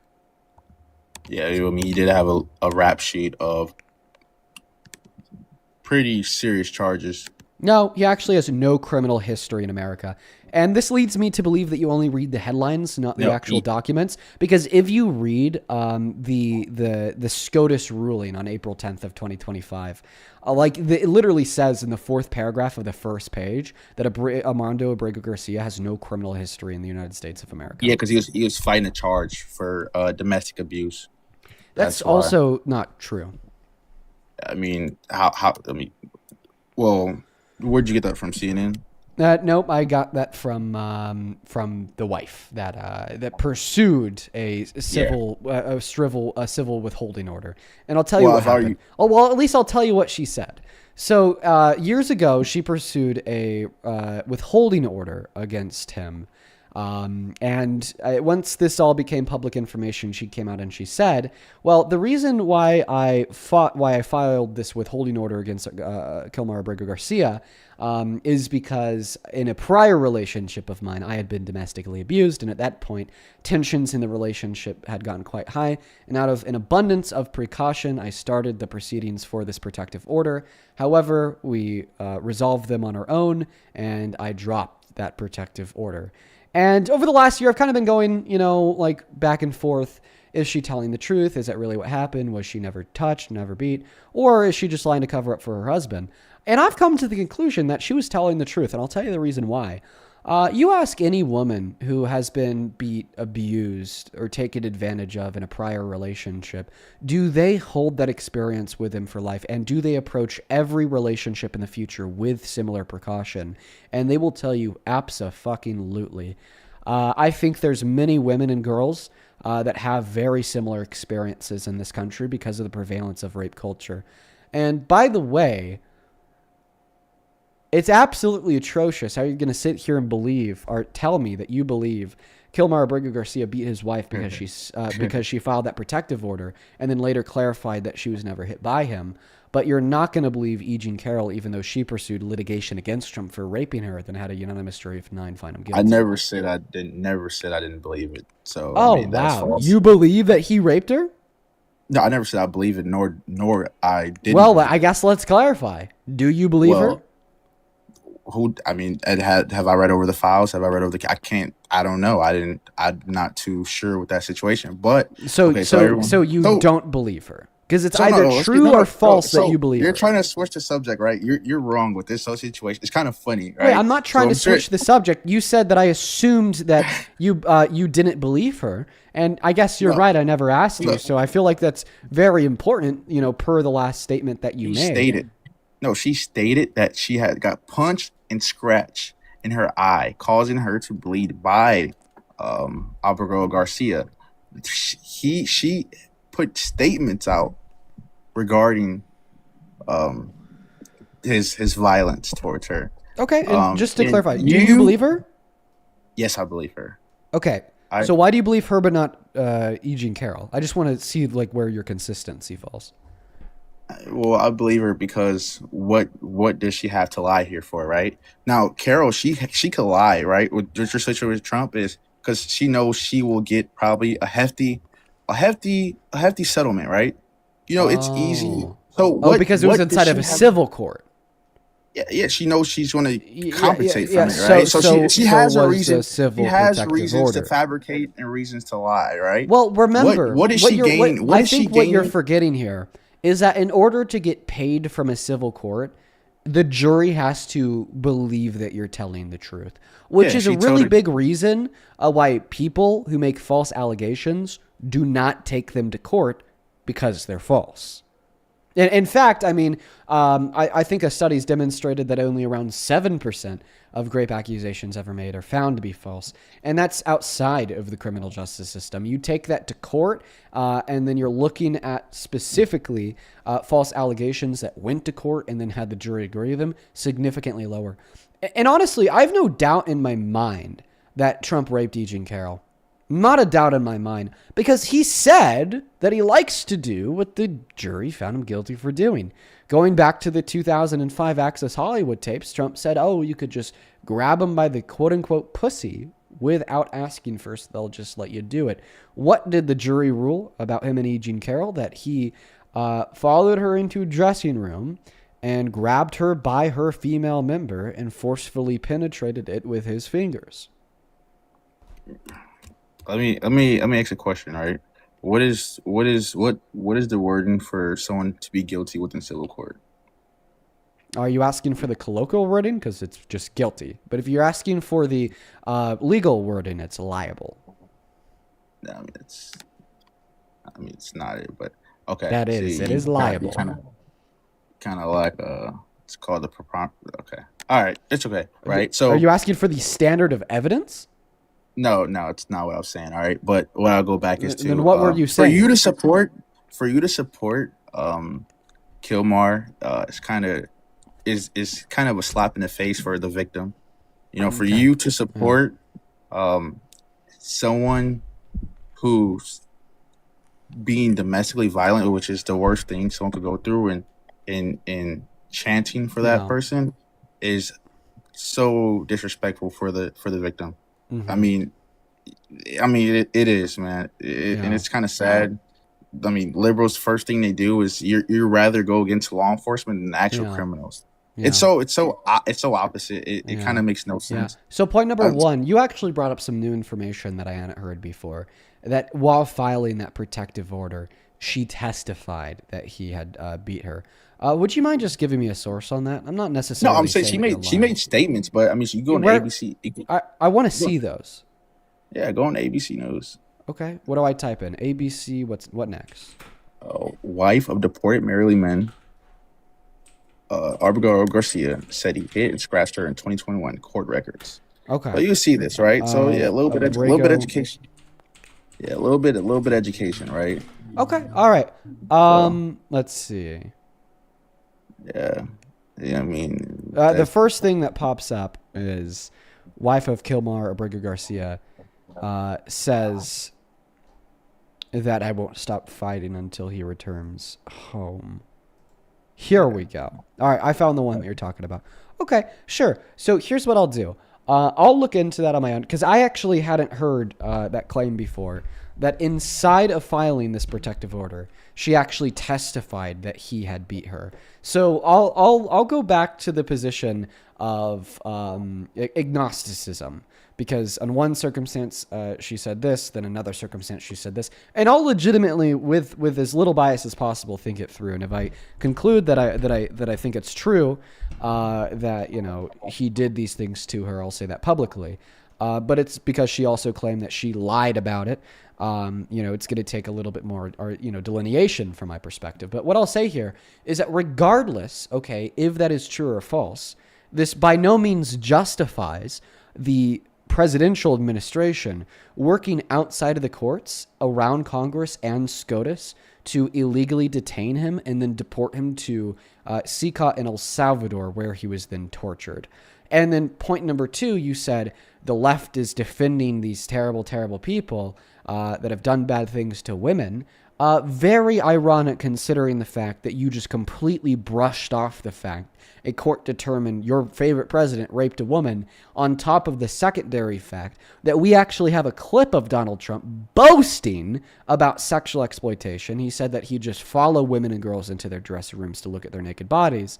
And then the moment I stop speaking and the moment you start speaking, you're going to do every single thing in your power, okay, to ignore that fact and, wiggle around it. Then one last point, you said the left was protecting bad actors that do bad things to women and girls. No, Trump is the president that is defying Congress and breaking the law to protect PDFs, rapists, child predators, so on and so forth by refusing to redact and release the files. I mean, like I said, it's civil, right? There's so much, it's not beyond a reasonable doubt, right? So you take it with a grain of salt. Oh, so I actually believe that it was proven that Trump raped her beyond a reasonable shot of a doubt, yeah. Yeah, but it's not on paper, it's not, right? You can believe that all you want. Well, see, the thing is I have an argument that yields that conclusion that you can't defeat. Would you like to know what it is? Well, when you think if it was beyond reasonable doubt, when you think he will be charged to that offense criminally? No. How come? Because of the statute of limitations. It prevented her from pursuing criminal charges. I've never heard of that before. Usually, you could charge civil and You've criminal. Never heard of statute of limitations before? Then that's no. I heard of that. I heard of that, but like it's usually that's crazy. You should be able to charge criminally and civilly. I agree, you should be able to, but because of the malpractice of the criminal justice system, that's not the case in all scenarios. Yeah, because all you need for civil is a preponderance of evidence, right? It's all you need, right? Which is not beyond a reasonable doubt, right? Once again, I believe I have an argument that proves that it occurred beyond a reasonable shadow of a doubt that I do not believe you could defeat. Would you like to know what it is? Yeah, but with the preponderance of evidence, even with a statement, could be considered that, right? I don't think that a mere statement proves that he raped her. No, that's not true. Yeah, man. But basically, what I'm saying is, so do you want to know what the argument is to prove that it happened beyond a reasonable shadow of a doubt or not? Yeah, but what credibility do you have? Like, what? Well, how can you the credibility that I have is that after I give you my argument, you won't be able to tell me why I'm wrong. I mean, go ahead. like the credibility doesn't reduce down to who I am as a person. It reduces down to the facts that underpin my position. Now, the argument that it has been proven beyond a reasonable shadow of a doubt that Trump raped E. Jean Carroll is multifaceted. The first facet of the position would, of course, be the evidence suggested inside of the courtroom. Let's go over that now. A was her own testimony. She testified to the fact that Donald Trump raped her. Then B, she had 4 of her friends testify to the fact that this is a consistent story that she's told them over the years. And then C, there's other women inside of that court that also credibly accused Trump, said something similar happened to them. The second facet of evidence, of course, would be the therapist notes from the 90s, where she indicated to a therapist that, yeah, it was true, Donald Trump raped her. The third piece of evidence would be the fact that, well, she claimed, that she had the dress she wore when she was raped, and she said that this dress has Trump's DNA on it.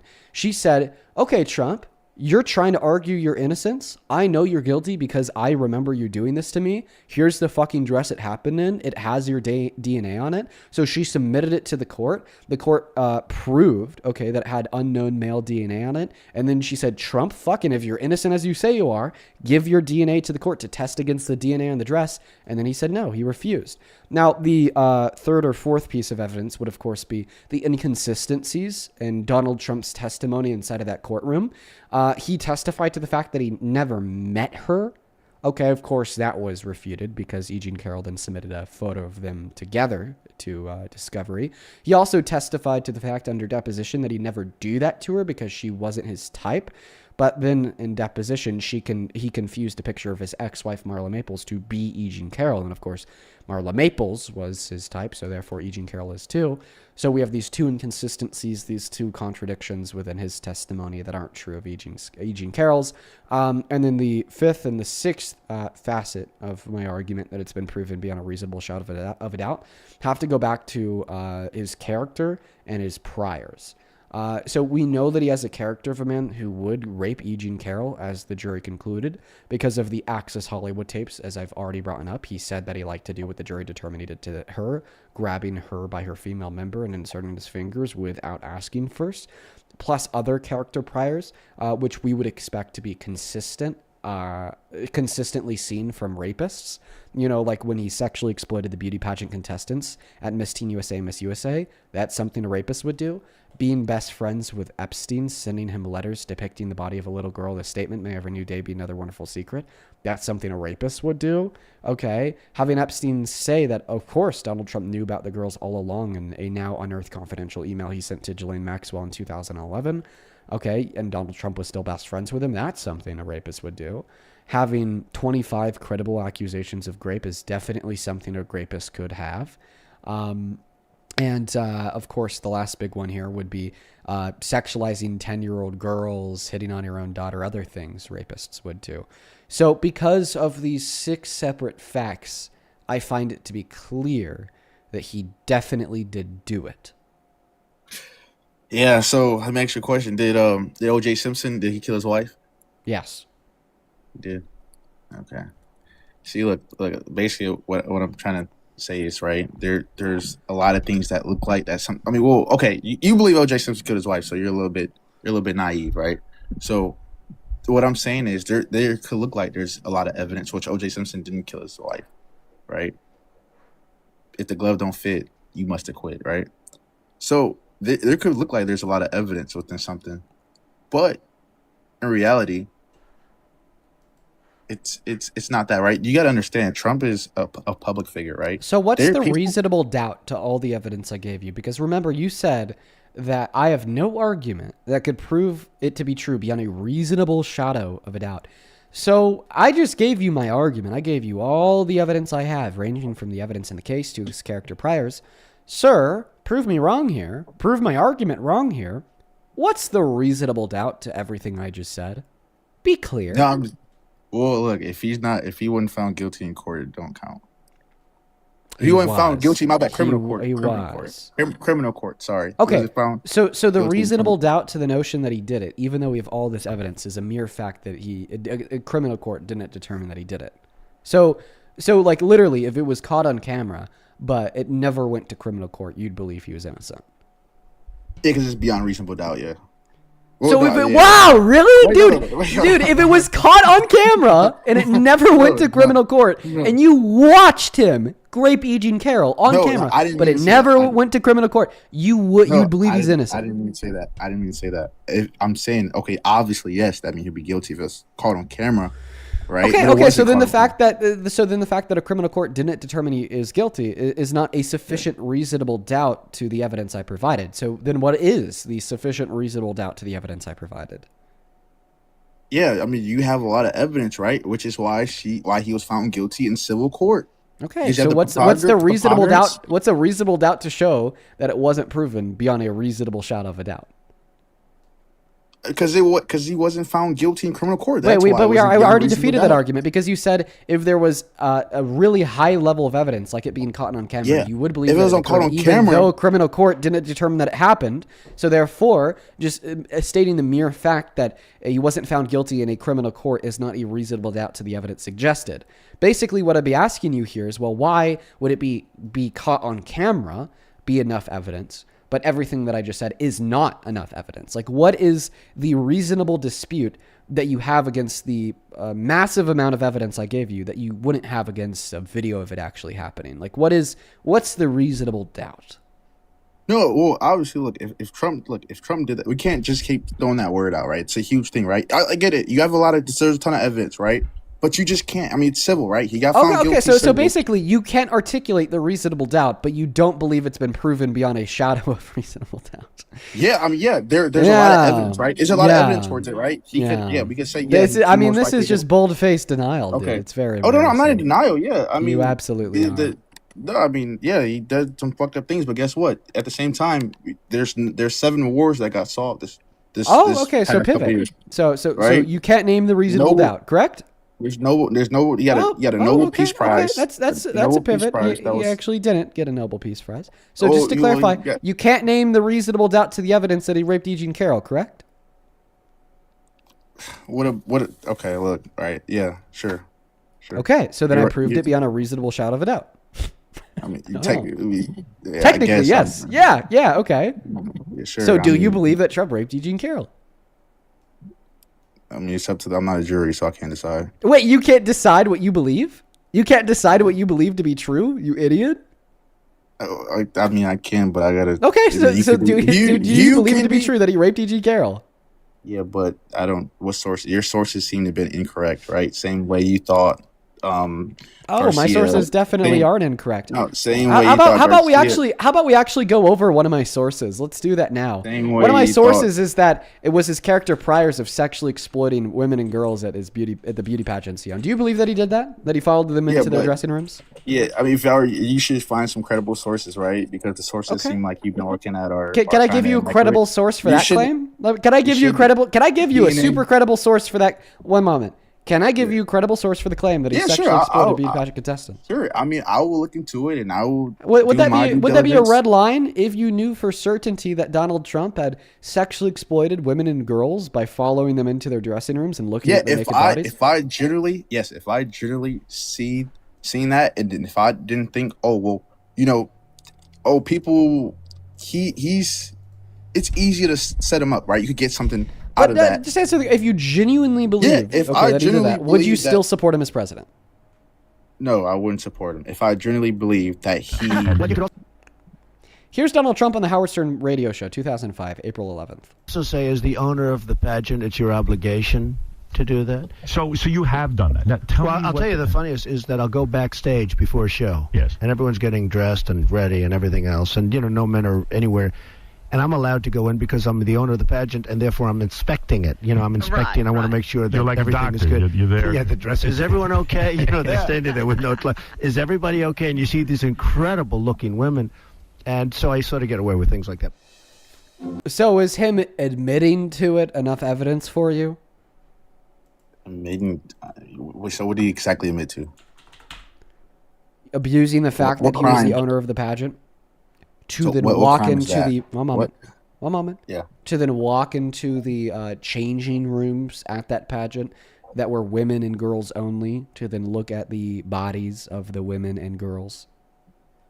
Yeah, but what crime does that fall under? Like, what crime is that?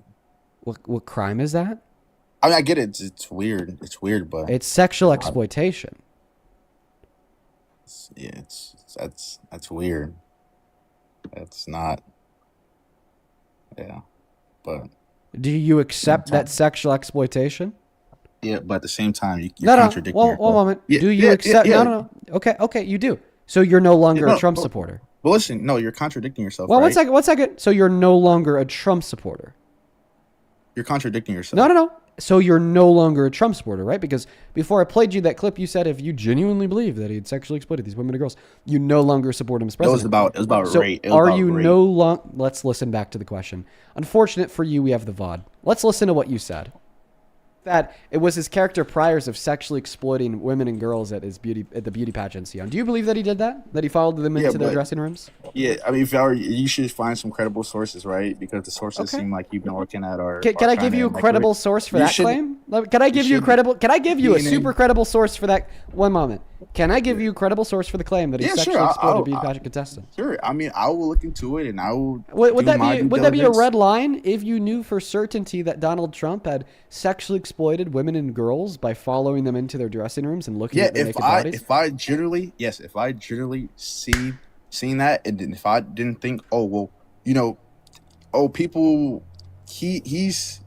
it's easy to set him up, right? You could get something out of that. Just answer if you genuinely believe. If I genuinely would you believe still that- support him as president? No, I wouldn't support him. If I All right, yeah, All right. you lied to me. You fucking lied. Listen, though, You're a goddamn liar. Just like Trump. I see why you like him. Birds of what do they say? Something about birds, feathers, and flying together. That's you and Trump, dude.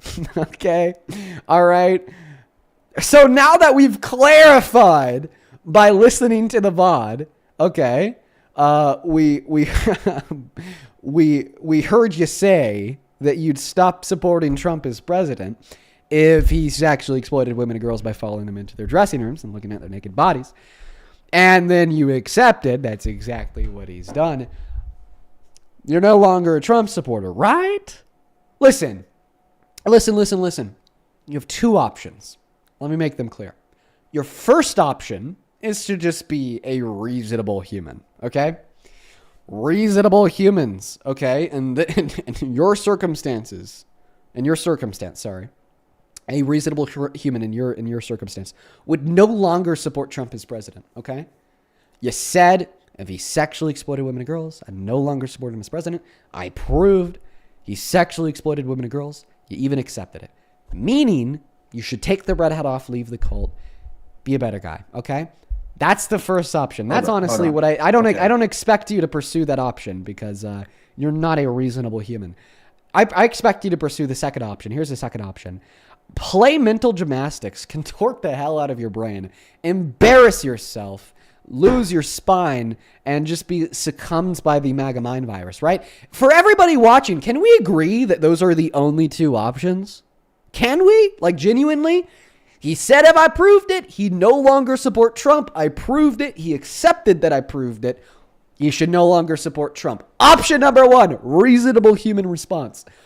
Option number two, He said if I proved it, he'd stop supporting Trump. I proved it. He accepted that I proved it. He still supports Trump, and he finds a way to wiggle out of it. Spineless, cowardly, cult-like behavior.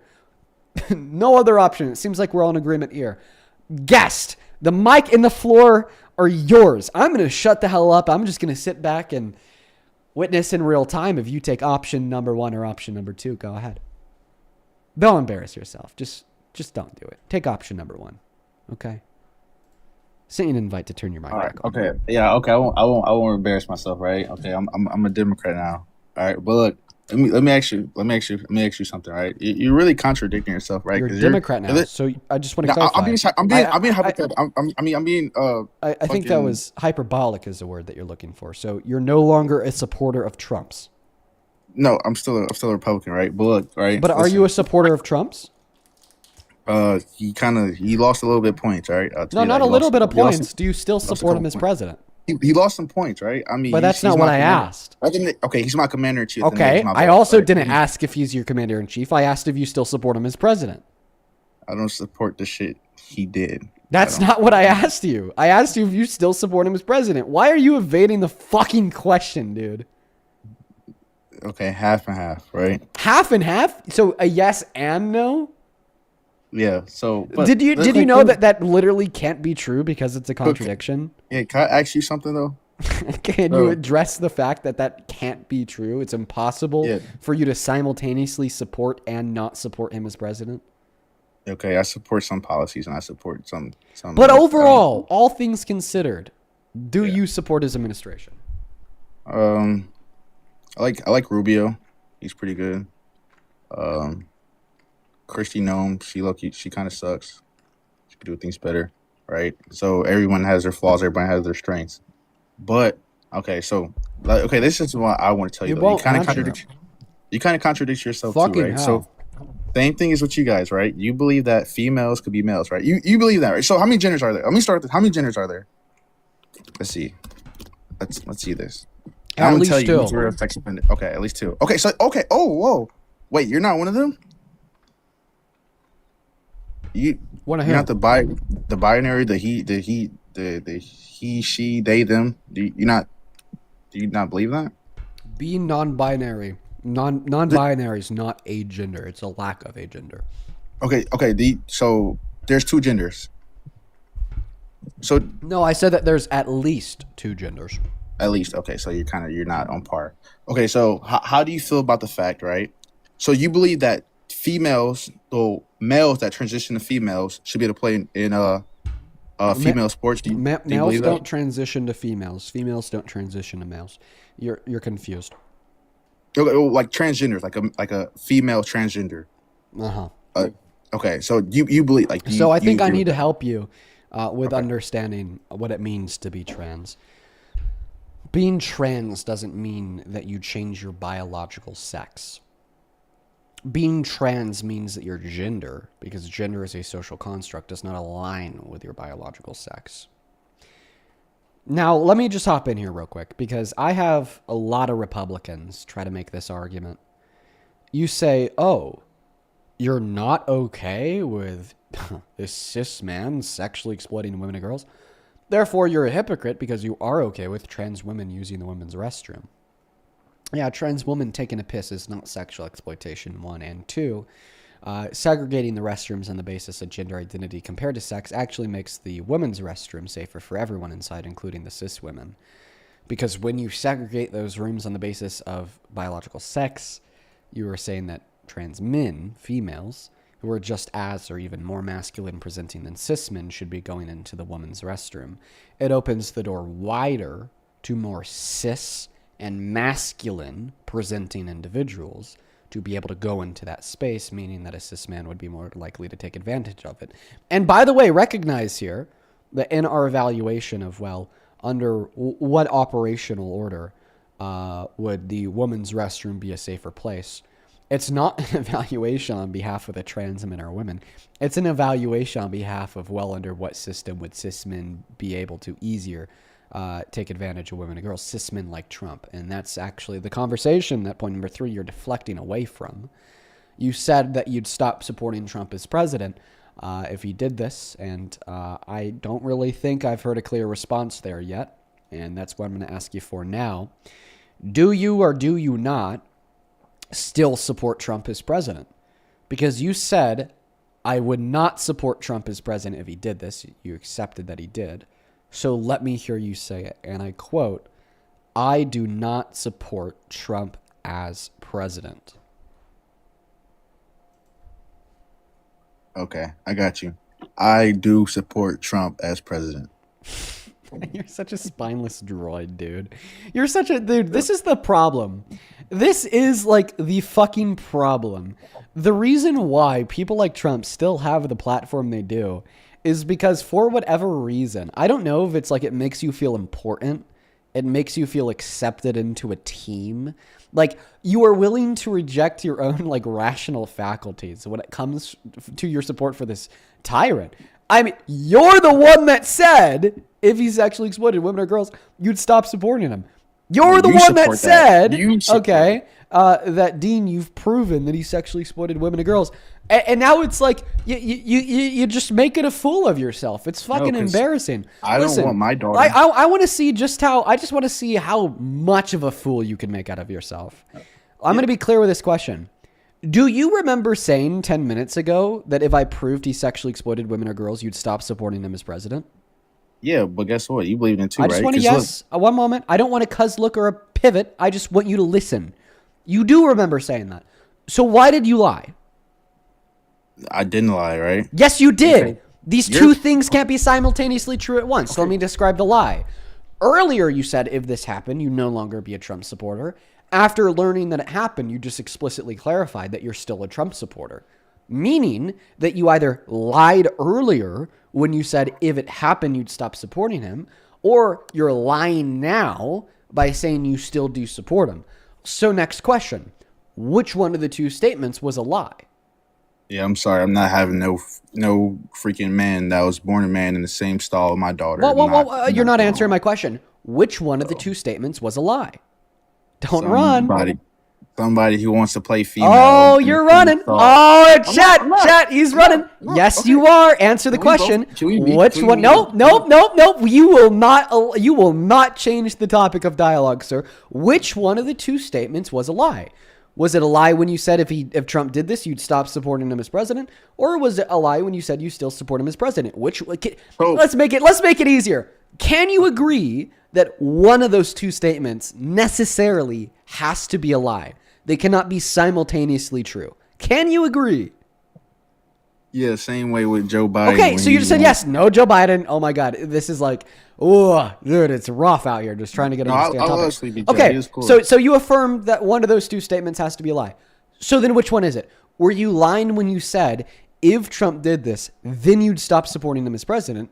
Or are you lying now by saying, even though Trump did this, I still support him as president? Okay. Which one of those two statements is a lie? And by the way, let me show you what I have in my hand. I have my mouse. And right now, my mouse on my computer screen, it's hovered over the mute button. So if you don't give a direct answer to this question, I will click the mute button, and then I will ask the question again. I got you, right? Look, I'm going to answer, but it's not a yes and no question, right? It's kind of complex, right? Well, it's actually a multiple choice question. I'm asking you which statement was a lie. It was kind of off a little bit. It was a little bit, you agreed that one of the two statements had to be a lie. Which statement was a lie? Yeah, but at the same time, you got to pick fire and fire, right? Which one of the two? Which one of the two statements was a lie? Oh, so look. I would say I'll give it to you, right? You're kind of right, but at the same time, I'm not going to support a party who supports. Which one of the two statements was a lie? Mental illness. One second. Right? Which one of the two statements was a lie? Okay, let me make sure. Do you have a daughter? Do you have a kid? Why is he running? Which one of the two statements was a lie? I'm not running, but the same way. I very obviously see now that you need a cool down. Okay, because this conversation is now totally unproductive. I'm speaking at you. You're like. Your ears aren't open because you've lost your mind or something. I don't know. So I'm just going to take like 30 seconds and think a couple donors. Okay. While I'm thinking these donors, I want you to contemplate the question. Did you lie when you said if Trump did this, then you'd stop supporting him as president? Or are you lying now by saying that you still support him as president even though he did that? Think about your answer to that question. You accepted that one of those two statements has to be a lie. Super duper quickly. Thank you so much for the $10 Renegade over on Super Chat, who says, tell this nasty guest Sarge just called him a blue falcon. What a shitbird. I appreciate you for the $10, Renegade. I'd also like to very quickly thank Thomas. Thank you so much for the $25 over on YouTube Super Chat. Thank you so much for the love, Thomas. Let's get 300 Thomas W's. Thomas says, MAGA equals making autonomy go away. Quite frankly, you're right. I'd also like to thank, let's see here, Wizard. Thank you so much for the $20 over on YouTube Super Chat. I appreciate you so much for that love, Wizard. Show some love to Wizard for the 20 down below in that comment section. We also have a couple people to thank over on Venmo and PayPal. First and foremost, holy shit, you guys. I haven't looked at this in quite a while. You guys have been so fucking kind. Holy moly. Sierra, thank you for the $1 over on Venmo. I appreciate that. And then Michael, thank you so much for the $150 donation on Venmo. Michael, bro, that is insane. I hope that you're doing well, man. Thank you so much for the love, brother. I'm trying to see 2,000 Michael W's down below in both of the live chats. Thank you so much from the bottom of my heart. I do not deserve a penny of that, Michael. Thank you so much for your continued love and support. Michael with a 150 says, good to see you, brother. I hope everything is well and you and your family are safe. It's been a crazy last 24 hours, man. All I'll say. Thank you for the 150. Also, Ray Lee, thank you for the $20. Who says, in the hospital right now, getting stitches in my thumb and watching your live to pass the time. Oh, Ray Lee, good luck. I had to get stitches in this finger right here. Almost ripped the top off. See how that's a little nub, a little stump. Very traumatizing. So I hope that you're doing all right. Thank you for the $20, Ray Lee. Ben, thank you for the 5. Lucas, thank you for the 5. Sophie, thank you for the 5. Then Angela, thank you so much for the $20. I appreciate you. I appreciate you so much for the love, Angela. Let's get 200 Angela W's down below in that comment section. And then Tom, thank you so much for the $20 as well. You says, so if she can't redact a claim that her boyfriend struck her, does that mean Trump's ex-wife can't redact her claim that Trump raped her? That is a very good point, Tom. Thank you so much for the $20. Let's get 200 Tom W's down below in that chat. Thank you so much. And then Mary, thank you so much for the $50 on Venmo. Holy shit. I'm trying to see 500 Mary W's down below. Mary says, it is so frustrating to hear the same talking points, headlines only with no backup, and then they blame CNN. Thank you so much for stating the facts, Mary. I will never stop speaking the truth to the very best of my abilities. Thank you for the $50, and it is great to see you tonight. And then Fussy, thank you so much for the $15 on Venmo, who says, hey Dean, have you heard of this app called Upscrolled? I have not heard of it. I'll check it out. Thank you for the $15. Same thing goes to you, Hannah. Thank you for the $15 as well, who says, Donald Trump is the only president in history that has never won to a male counterpart, like in a presidential race. I saw that published on Twitter. I bet that pisses him off. Thank you so much for the $15, Santa. Ariane, thank you so much for the 3. Sorry. Sarah, thank you so much for the 5. Joseph, thank you so much for the $10. I appreciate you so much for the love. Let's get 100 Joseph W's. And then Aaron, that is ARRON. Thank you for the $20 donation on Venmo. Thank you so much, man. Aaron says, fuck ICE and all those who support him. Keep sharing facts for those who don't believe in them. I'll try my best, Aaron, and fuck ICE absolutely all day, every day. Thank you for the $20. Same thing goes to you, Catherine. Catherine with a K, thank you for the 20. He says, you're genuinely a good person, Dean. I try my very best. I have my downfalls, but I try my best. Thank you for the $20, Catherine. Show some love to Catherine. Then, of course, Angelina. Thank you so much for the $10. Who says, I'm 49 years old, and this guest is an idiot. Based, he absolutely is. And then Erica. Oh my God. Thank you for the $50 donation on Venmo. Erica, what the fuck? Thank you so much. Let's get 500 Erica W's. Who says, big, giant virtual hug for you. Please take care of yourself. For literally millions of us, you're a shining light in hope of a dark world. Erica, thank you for the kind words, and I'm doing as well as I could be. Thank you for the $50. Catherine, thank you so much for the $15 as well on Venmo. And then Jay, thank you for the $50 donation as well. Holy fuck. Jay asked me to keep their donation message private. You got it, Jay. That is exactly what I'll do. I'll keep it to myself. Please do show some love to Jay down below in that comment section for such a kind donation. Same thing with you, Patsy. Thank you for the $50 as well, who says, keep on doing what you do. Voice and educate. Stay positive. Love you, Dean. Patsy, you know I love you too. You are here every day, and you are just such a gem. Show some love to Patsy down below. Thank you so much for the love.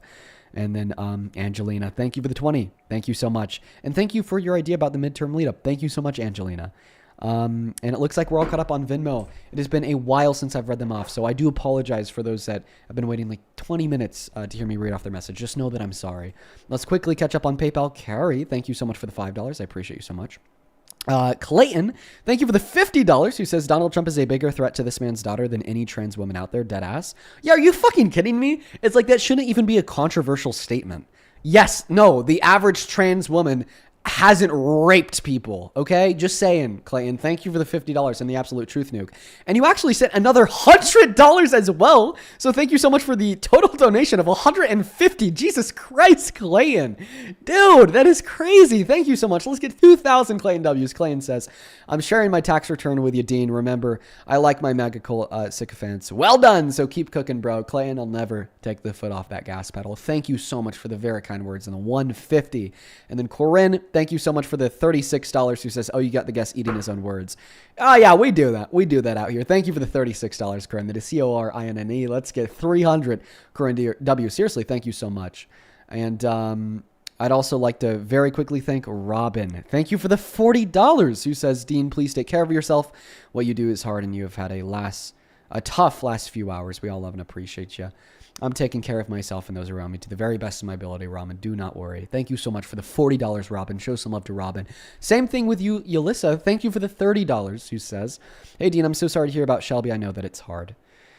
Just know that we love and support you. Thank you so much, Yelissa. Thank you for the $30 donation. And it is hard. I'll be transparent. You know, it really is hard dealing with her death. But, you know, I made sure that I waited a sufficient amount of time before getting back on live, because I think that I've processed through those emotions to an extent where I could think about it without crying on the spot, right? And that's kind of the threshold to make me feel comfortable being live again.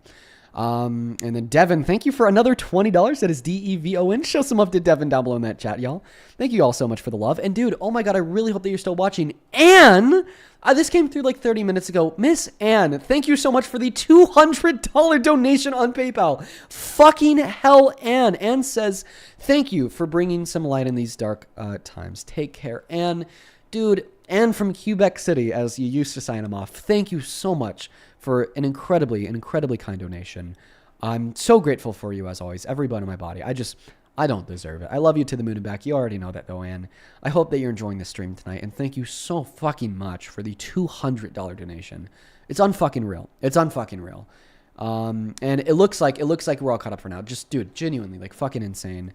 Thank you guys so much for the love. I'll try to stay on top of the donos, so you know, I'm not spending like 10 minutes reading through them all. Just know that I'm so grateful for y'all, and something that I've done since I started streaming until now is shown special love to every single person who supports what we do, and I'll never stop doing it. So just thank you guys. If you are watching and you do want to support me, you can find my Venmo, my PayPal, and the link tree in my bio on TikTok, pin message over on YouTube, and the handles at the top of the phone screen. I appreciate y'all.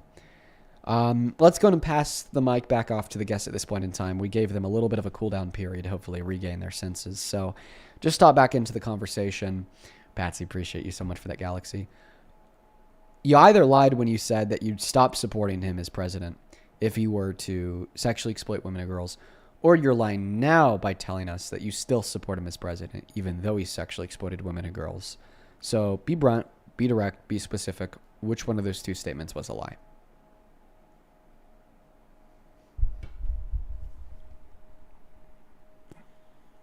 So look, right.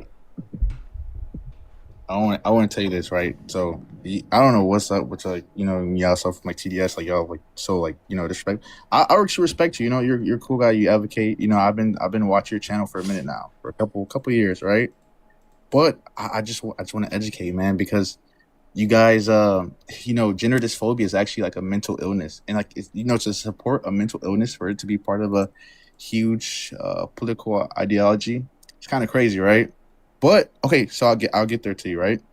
So what Trump did, right? Okay, it was wrong, right? And obviously, who would support that type of stuff? It's wicked if you can support that. I'm not gonna look past that, right? But at the same time, you have two bads, right? You have a bad, right? In my opinion, I do not support gender dysphoria. Like I said, it's a mental illness. I would not support a male who wants to be a female inside a bathroom with kids. I just can't support that, right? And I'm not far right. I'm not MAGA. I'm not into that. I'm just logical. Anything, you know, I didn't even vote for Trump. So I just see where common sense is, honestly. Is that all you have to say? Yeah, I mean, like I said, I mean, you're right. All right, I'm going to cut you off there. I will happily tell you why you were wrong about gender dysphoria, but more so trans people, after you answer the question that I asked you. One thing I find to be very important in these conversations is for them to be linear. When we're having linear discourse, we ought to go point by point. So before I address the points that you brought up about gender dysphoria and trans people, I'd really appreciate it if you could bring up the point that I made in the question I asked you surrounding, well, when did you lie to us? Did you lie to us when you told us that if Trump did this, you'd stop supporting him as president? Or did you lie to us when you told us that even though he did this, you still support him as president? Dude, honestly, I don't know who could support that, right? Who obviously would support that, right? But when you're getting to a point which where one of those you two have to statements vote, was a lie? well, yeah, I mean, like same for you. You can't name not one bad policy Trump has implemented, other than probably saying ICE, which he's doing what he's authorized by Congress, right? So that's what you have false, to, but which one of those two statements was a lie? there was a lie to saying I probably, you know, I mean, yeah, I don't support any type of stuff. So, I mean, I guess I don't support Trump. I guess I don't support. So which one of those two statements was a lie? Yeah, well, according to you, by what you're trying to say is I don't support Trump, right? That's what you're trying to say. No, I'm asking you a question. You said that if Trump did this, then you'd stop supporting him as president. But after I proved to you that he did it, you then said that you are now still continuing to support him as president. Those two statements contradict one another. They can't be true simultaneously, meaning that one of those two statements has to be a lie. The question is statement number one a lie when you said if he did this, you'd stop supporting him as president? Or was statement number two a lie, even though he did this, you still support him as president? Which one of those two statements was a lie? Why? Like, I don't know why you're struggling with answering. No, I'm not. Obviously, okay. No, I don't support what he did. Right. That's also not what I'm asking you. Which one of the two statements that you made was a lie? They contradict one another. Which one of them was a lie? I guess I lied about saying I wouldn't support him if that was true. I guess I lied about it. Sure. Okay. And why did you lie? Well, I misconstrued. I thought you were talking about rape. I thought you said that's something about rape. That's also not true. Will you listen back to the VOD? I know. I was hyper specific, and you even repeated what I said. So I said, if he sexually exploited women and girls by following them into their dressing rooms, would you continue to support him as president? And then you responded by saying, no, like if he sexually exploited, no, like I wouldn't support him as president. So that's disingenuous. That's also a lie. So I'm going to ask the question again. Why did you lie when you said you would stop supporting Trump as president if he had sexually exploited women or girls? Why I said that? I'll say that because, I mean, honestly, you gotta really look into things, right? A lot of people have false accusations. You know, it's easy to frame Trump. You know, people suffer from TDS a lot. Yeah, just saying that liberals have TDS isn't explaining why you lied. No, I lied. I didn't lie. Well, look, I'll be honest with you, right? So you weren't lying when you said that you would stop supporting him if he sexually exploited women or girls. Just to clarify, that statement was not a lie. No, it was a lie. Okay. Yeah. Why did you lie? Well, I lied because you know, anything Trump says, I still support regardless. No matter what Trump do, I'll support him regardless. Because I'm a MAGA quote, and I think that I have a unique ability to get people to take the mask off. Let me tell you. Tell you why I think you lie. I'm being sarcastic, by the way. Let me. Okay. So then you weren't answering the question, and you were just deflecting for the billionth time. This time with sarcasm. Correct me if I'm wrong. The reason why you lied and you told us that you would stop supporting Trump as president if he had sexually exploited women or girls, okay, is because you know that's what you should believe. Is because you know that's the way people should think.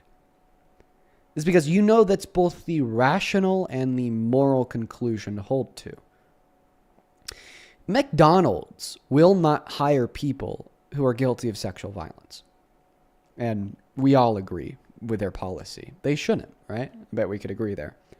So if McDonald's shouldn't hire somebody who sexually exploited women or girls, obviously, neither should the White House. Let me tell you, the president of the U.S. is the most powerful person alive. Definitely more powerful than a fucking burger flipper at Mickey D's. You don't think he's not qualified enough to be a burger flipper at Mickey D's. Obviously, he shouldn't be president. You just know that's the right belief. You know that's the right conclusion to yield to. But the thing is you don't think rationally. You don't think morally. You don't think logically. So even though, on one hand, you could cognitively recognize that's how you should think, and that's why you gave the answer you did, in all reality, that's just simply not how you do think. You're experiencing cognitive dissonance between the conclusions that your rational faculties are yielding. You should stop supporting Trump as president because he's sexually exploited women and girls. And then your emotional faculties, which have been overwhelmed by this cult-like relationship you have with the Cheeto predator rapist guy, and those emotional faculties overwhelm the rational ones. Now, if I'm wrong, just tell me what the true reason is why you lied, but that is the true reason. What are your thoughts? From our debate earlier, I'll be honest with you, you weren't saying, you had a little bit of fabrication within your statements, right? You had some fabrication, so I lacked. I didn't know you actually had some credible sources. I thought you were just making some shit up. And be honest with you, right? Because you were making some shit up earlier. So you got this point, right? You had that battle, but you didn't win the war. So you had that part, but there's multiple other things you had incorrect too, right? So I'll give you that. So you're saying that you lied because I had multiple things incorrect? Why would that make you lie? Yeah. No, I didn't say I lie. I was just saying that because I said I wouldn't support him because I actually didn't believe it, right? Okay, so you're basically saying that if you were to not believe that he's actually sexually exploited women and girls, then you would say that's the red line that would get you to stop supporting him. Yeah, I'm saying yeah. I wouldn't. Okay, but so sexual exploitation being your red line hinges on you knowing that Trump hasn't actually done it. Why? No, I don't support Trump, but I support his policies. You don't vote on a person, you vote on their policies. You do, because it's a person who guides the policies. Like maybe he aligns. Maybe if Trump cared about women and girls, he wouldn't have used them as a pawn to get more support from the Republicans. But honestly, I think that this conversation is just about as drawn out as any conversation can be. It's probably time to move on. I mean, the reason why I just kind of kept on pushing there is because I really wanted to know. I really wanted to explore that interesting psychological phenomena of just being a really shitty person, but kind of acting as if you aren't by lying like that. I really wanted, genuinely wanted to know why he lied, but that conversation's over. Hey, do you support Trump? Hey, yeah, I do. How old are you?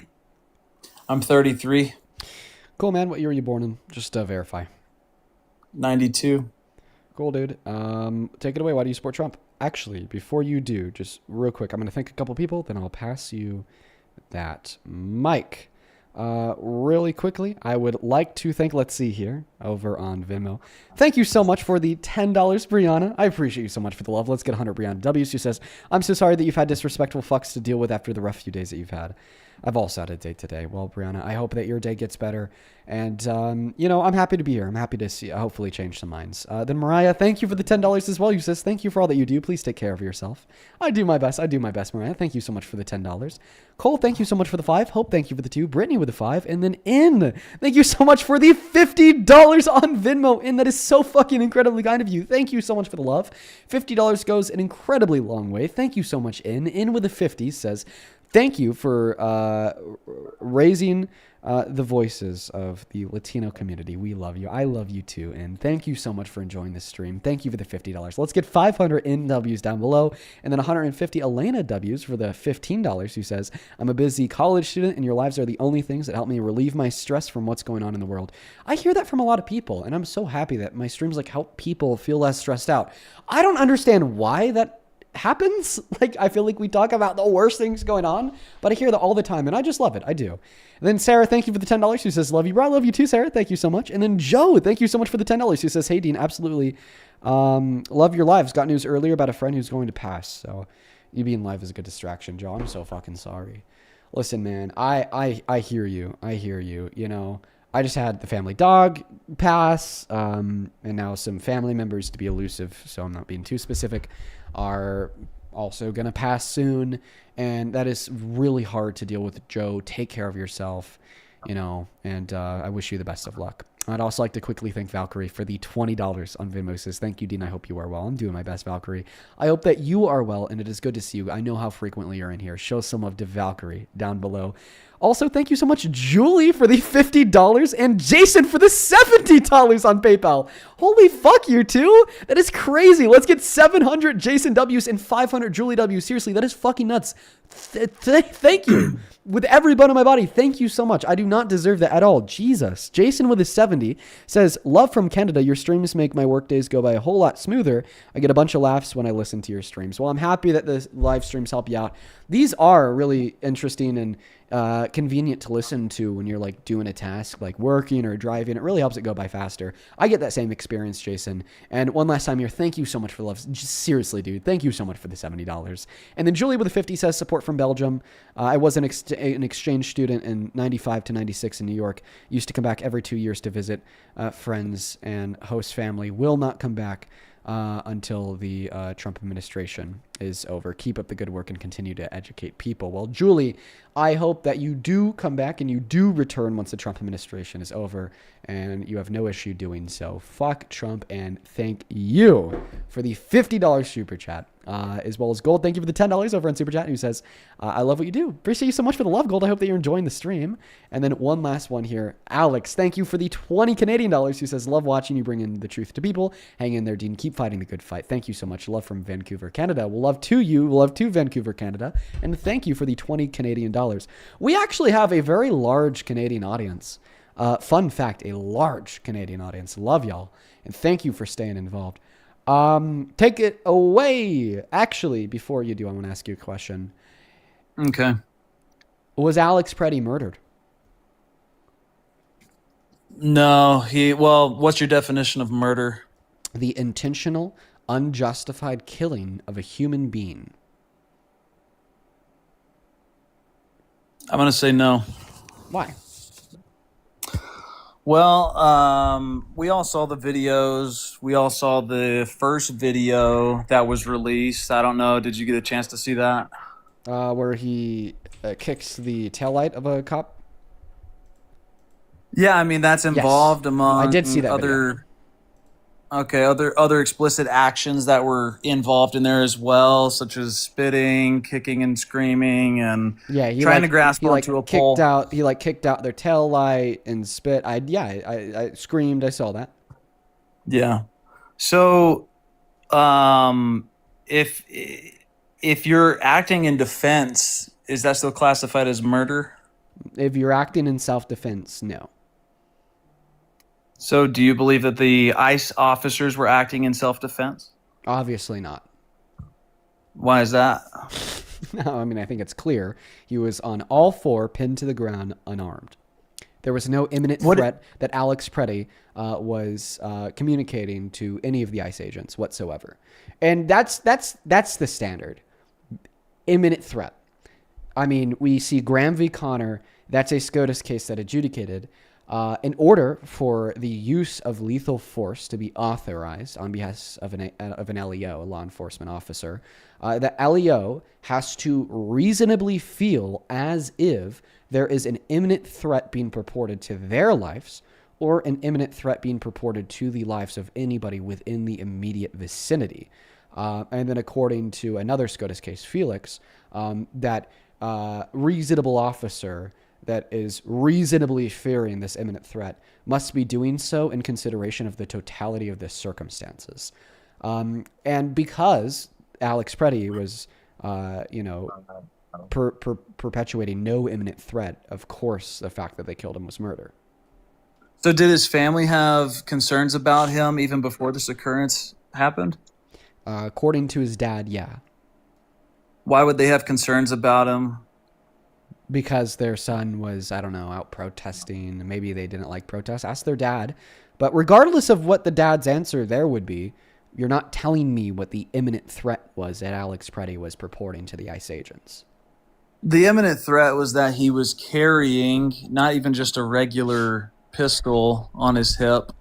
The imminent threat is that he was combative. The imminent threat is that he was not complying. The imminent threat is that he was threatening. He fits the bill of being I'd stop talking terrorist. about you. Oh, really? Why is that? You can't answer any of that? No, it's because you're embarrassing the fuck out of yourself. So in accordance with the 2nd, 4th, and 14th Amendment, merely carrying a firearm is not an imminent threat that would then justify the use of lethal force. In fact, you're not getting this from me. I'm actually getting this from the NRA on Twitter. They released a statement condemning your argument, calling it very dangerous and wrong. And that's also what SCOTUS upheld once again in Graham v. Connor. Then you also said that an imminent threat was obstruction. So no, obstruction is not an imminent threat against any officer's life, because obstruction is merely defined as, well, literally impeding upon their official duties. If you impede upon the official duties of a LEO, you're not purporting an imminent threat to their life necessarily. And then being combative. So not all forms of combativeness would be considered justification for the use of lethal force. It would specifically have to be combativeness, and which would reasonably purport a significant threat of serious bodily injury or death to the LEO. So I'm guessing there's a specific reason behind why you mention Alex Preddy and not Renee Good, because Preddy's case is a little more hairy. I'm going to take a guess at that. The second thing, though, is it legal or is it illegal to carry a firearm and not have your ID on you at the same time simultaneously? So in response to your first statement about Renee Good, I think that they were both murders of victims of murder, and I'll go through Renee Good's murder as soon as we're done going through Alex Preddy's murder.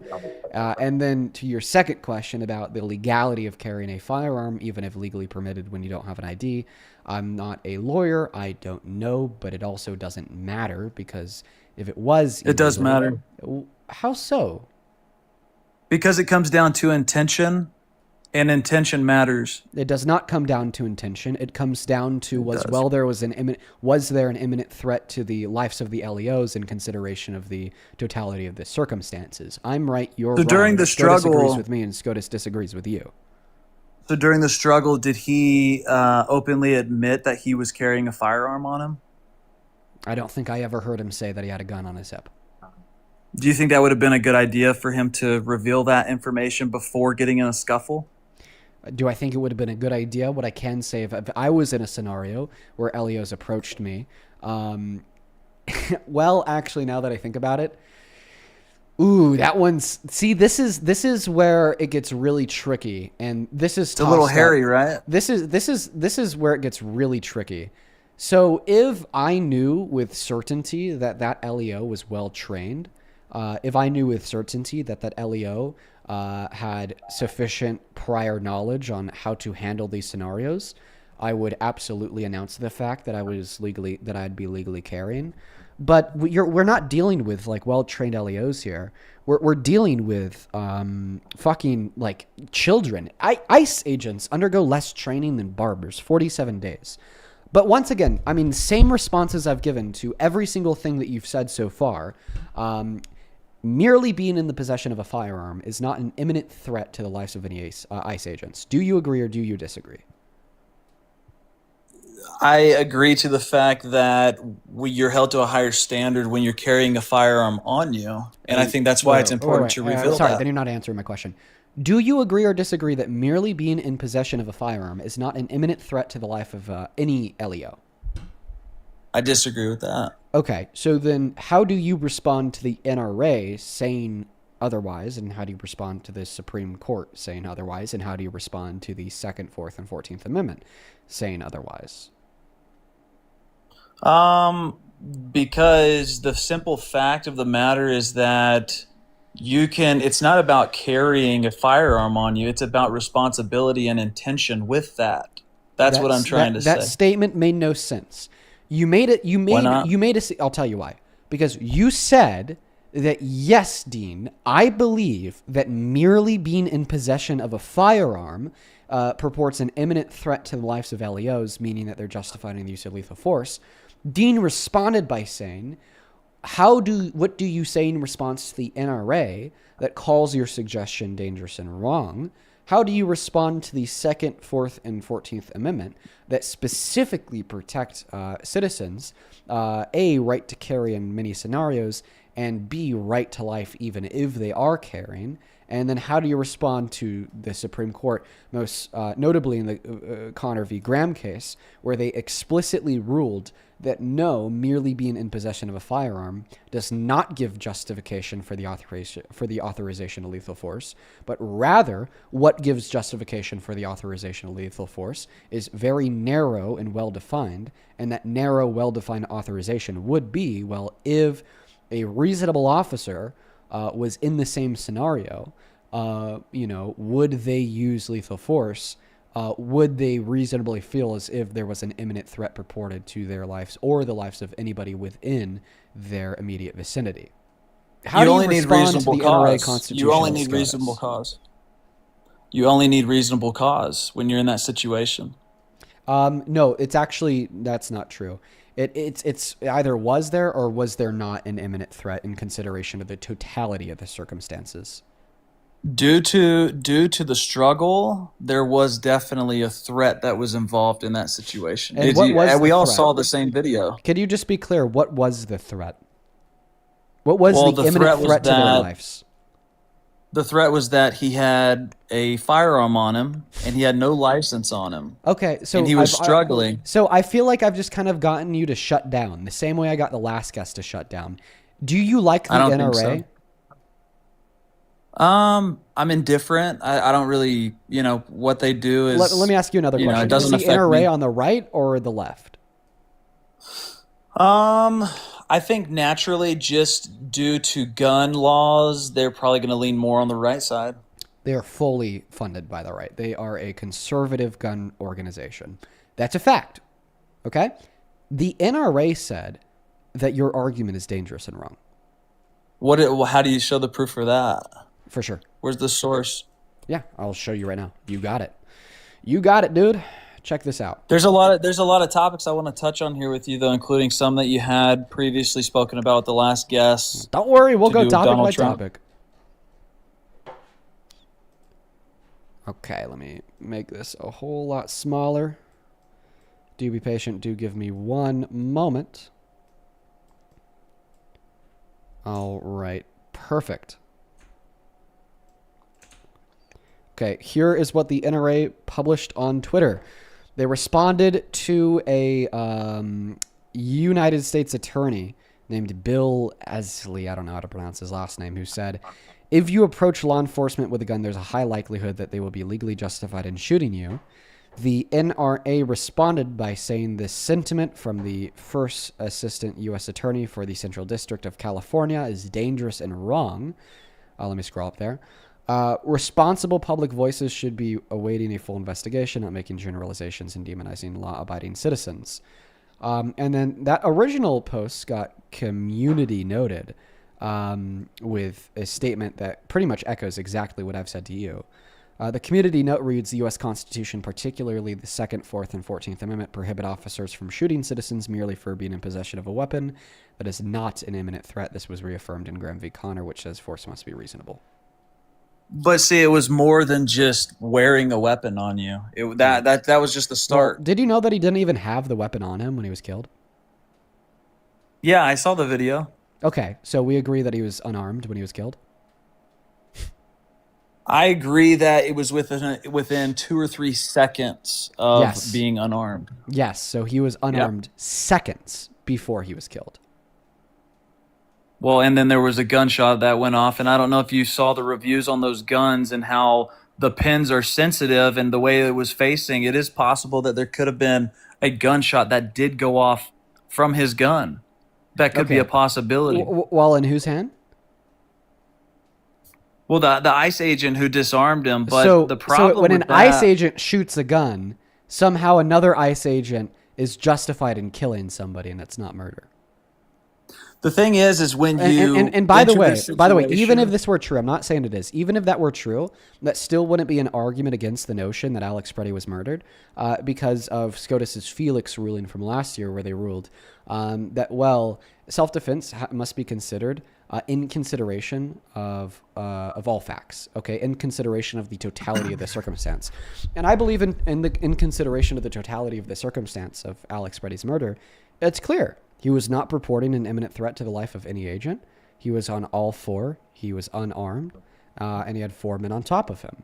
I find there to be no reasonable suggestion, that the agents were justified in killing Preddy, and the furthest, most far right take I could think of that could be somewhat argued is that they weren't cold-hearted malice murderers. They're just untrained idiots, and they completely forgot all of the limited training that they did get, and just in the moment of made a really stupid and unjustified decision to kill him, still concluding that it's murder. But honestly, anything further to the right than that position is not defensible. I've been doing these lives. Well, at least you can consider that. I've been doing these lives every day for years. Okay, there's never been an argument that is harder to make than the argument that Alex Preddy was not murdered, because you cannot articulate the imminent threat that he purported to the agents, and there has to be an imminent threat in order for that lethal force to be justified. I'm not going to say that it was the best case scenario. I'm not alluding to that. But what I'm saying is that it's kind of hard to judge a situation wholeheartedly when there's only 2 to 3 seconds of what you're working with. You have one agent that comes in, disarms the gentleman, and then you hear a gunshot go off. I mean, you're acting off of fight or flight instincts. Have you ever been in a moment where you've acted off of reflex or fight or flight? Have I ever been? I've never been in a moment where I took somebody's life because of reflex or fight or flight. Or I didn't say take someone's. And now you're just trying to say oh, it was just all reflexive. Oh, it was just all fight or flight. So you're saying that it was unjustified and it was murder, but maybe the person didn't want to murder him and it was just that fight or flight reflex? Is that what you're saying? I mean, if you're in a environment where you're being attacked every single day, where people are coming up to you. I mean, can you tell me what a protest is? Can you give me your definition of that? After you answer my question. What was your question? The question was simple. So is your current argument that, yeah, it was unjustified, there was no imminent threat, it was murder, but you don't really think the people who killed him did so super intentionally and with malice, because they were untrained and just reflexing on their fight or flight? I would be willing to consider most of those items that you just brought up. I would be willing to consider that if you were willing to consider the thought process of what it takes. Wait. So your consideration in a fight or of the flight truth moment depends on my consideration of your opinion. Why? Because it's a good faith gesture. If you want to be intellectually honest, you have to consider all sides to the situation. Well, actually, no. Intellectual honesty would hinge on you being in consideration of the truth, regardless of anything to do with me. We still don't know what the truth is fully. Yes, we do. We have a video of it, dude. We still have more evidence coming out. It's an ongoing investigation. Did you listen to Tom Holman today? No evidence in which would be relevant to point towards the conclusion. Was it or was it not murder? I mean, dude, literally, I can find some. Literally, I just want you to watch this video, okay? We're going to pause it before he gets killed, because I don't want my live to get taken down. And that's a big old trigger warning for everyone watching. We're going to go not frame by frame, because I'm not going to spend about 30 minutes on this. But we are going to go through this video. I want you to watch it, okay? Let's slow it down to half speed. There we are. Okay. Right now, towards the right, they have Alex on the ground. He has 4 agents on top of him. It seems as if they're trying to get him into a plank position on the floor. This agent right here is seemingly grabbing at his leg while the other 3 or 4 agents are doing something else to him. Actually, this agent right here is pistol whipping him.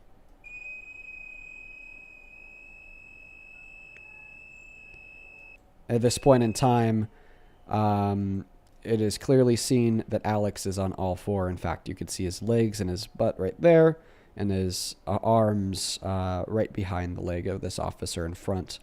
And simultaneously inside of this screenshot, you could see the arm of this ICE agent wearing gray reaching down to Alex's SIG pistol and taking it out of his waistband. Something else that I want to, have made clear is that this agent right here is actually looking down at that. He's actually watching this other ICE agent grab his gun. At this point in time, he even touched the arm of the agent who successfully disarmed Alex. And then this agent already starts grabbing for his gun. Something set him off. I think it was maybe just seen that Alex had a gun. And at this point in time, Alex is now disarmed. This ICE agent knows it, and he has his gun out. And he shoots him in the back. I'm pausing less than 3 frames from when Alex is shot and killed. There's no spin here, dude. There's no spin there's no here. spin, but there's why? no But way, why there's struggle? no way to spin it. Why Alex struggle, though? Pretty was murdered. Why was there such a struggle? Is the Probably question. because there were 7 different people pulling him in every which direction.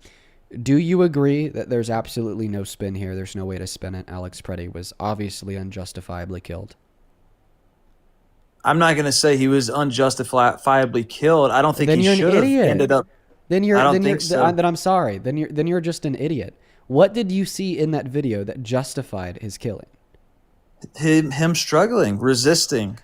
So you think if you... Oh, God. Okay, first and foremost, where inside of that video was it clear he was resisting?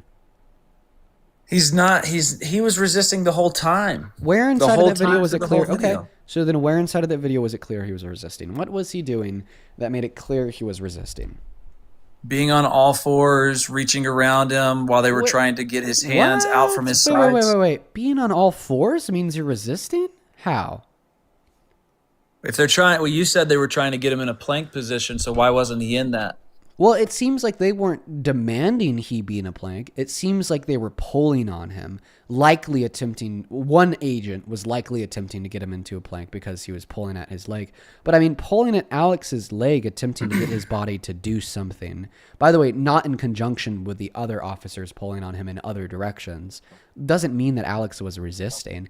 I mean, think about it from Alex's perspective. He just got pepper sprayed. He was getting maced. Oh, and then that one agent was pistol whipping him in the head. If I was in that scenario, I would ball up too. Well, a ball up is different than resisting. Like if you just did this the week before, exactly, you're just merely positing that he was. What was he doing that made it clear he was resisting?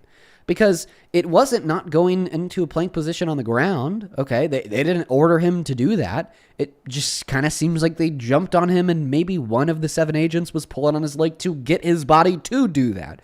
What was he doing that was resisting? Isn't that understood that you have to lay flat on the ground so they can handcuff you? Isn't that understood if you just did this a week prior? Nope. That is Why? quite frankly a lie. So it was a lawful commands, okay, in which you would have to disobey in order to resist must be explicit. How do you know that they weren't yelling at him to comply with them? Yelling what at him? Get on the ground, get on the ground. He just did this a week before. Because I have no evidence of it. I don't believe things I don't have evidence for. So since everyone's around him, how do we know that he wasn't reaching to his sides? How do we know? Like, there's so many things that we can't see. What if he was trying to reach for his gun?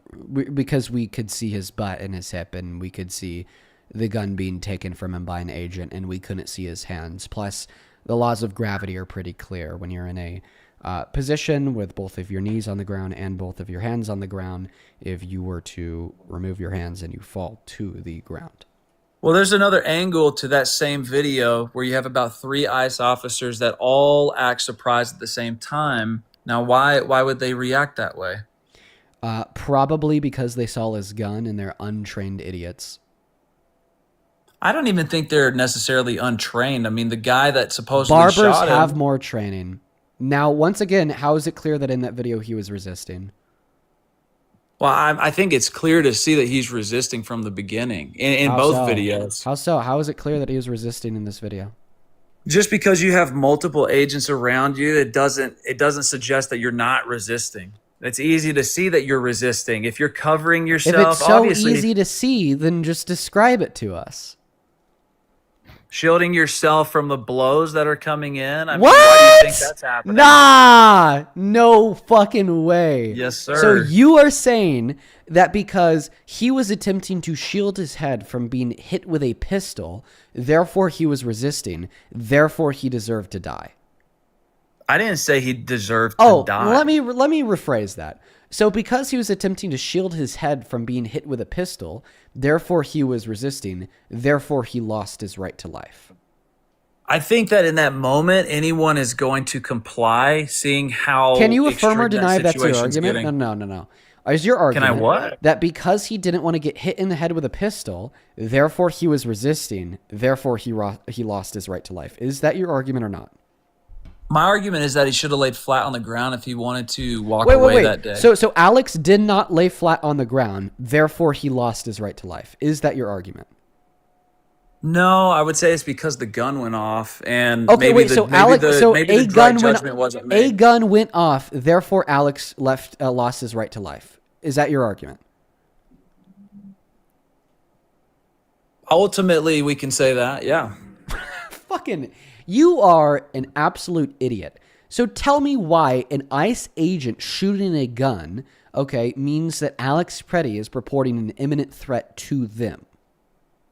Well, first of all, when you show up to a protest, it's not usually with a gun; it's with a cardboard sign. No. Go say that to Kyle Rittenhouse, you fucking idiot.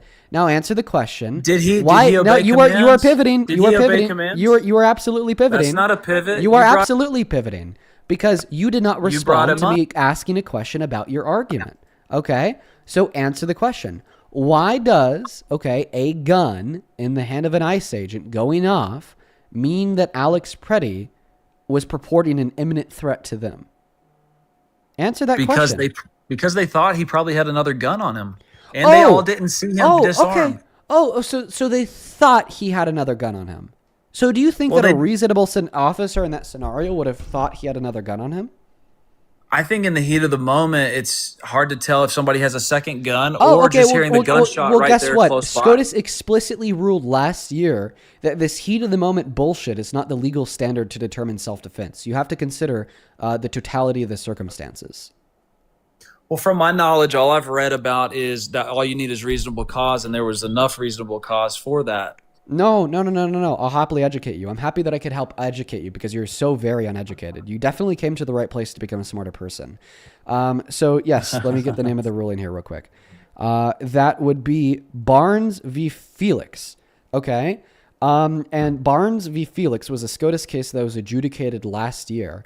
Okay, that deems that the reasonableness of a shooting must be in consideration of the totality of the circumstances.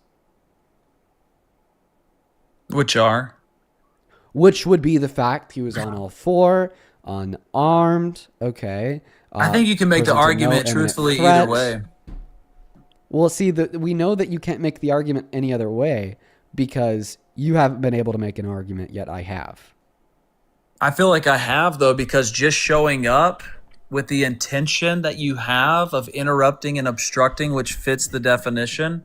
Tell me what the definition of a wait. How do you know? Terrorist Wait. is. So first and foremost, showing up with an intention to obstruct upon the duties of an LEO does not mean that the LEO is justified in killing you. And then second of all, I didn't say that. We don't know that he showed up with any intention to obstruct upon LEOs. I didn't say that. That's kind of a that is because I asked you, man. what's the argument that the shooting was justified? You know that argument would have to conclude that in consideration of the totality of the circumstance, he was reporting an imminent threat to their life. So if that wasn't an argument to conclude said fact, then you aren't representing your side. I'm representing it based off of all of the footage we have, not just the video you shared. There's video footage that implies other evidences that you haven't looked at, or Like maybe what? you have. I don't know if you saw that first video. Like what? The aggression from his first video that was a week prior to him getting shot. Oh, yeah. Well, I don't know if you're just a total dumbass. Just kidding. Yes, I do. But no, kicking a taillight a week ago doesn't mean that you forfeit your right to life today. And by the way, even if that was the same day, okay, that he kicked it was the a week taillight before. No, even if it was the same day, if he kicked the taillight of their car, they got out of the car, and then what we witnessed unfolded, they would still not be justified in killing him. Okay, destruction of property is not an imminent threat to your life.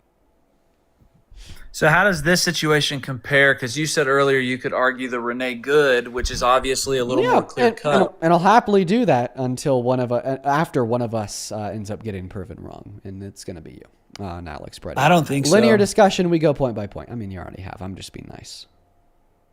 I don't think so. I think that it's easy for you to not give full context of how certain situations are going, like you did earlier with the gentleman about the Donald Trump pageant, behind the scenes stuff. You didn't give full context. Oh shit! See the E. Jean Carroll, you didn't give full context. One moment, hush up, please. Thank you.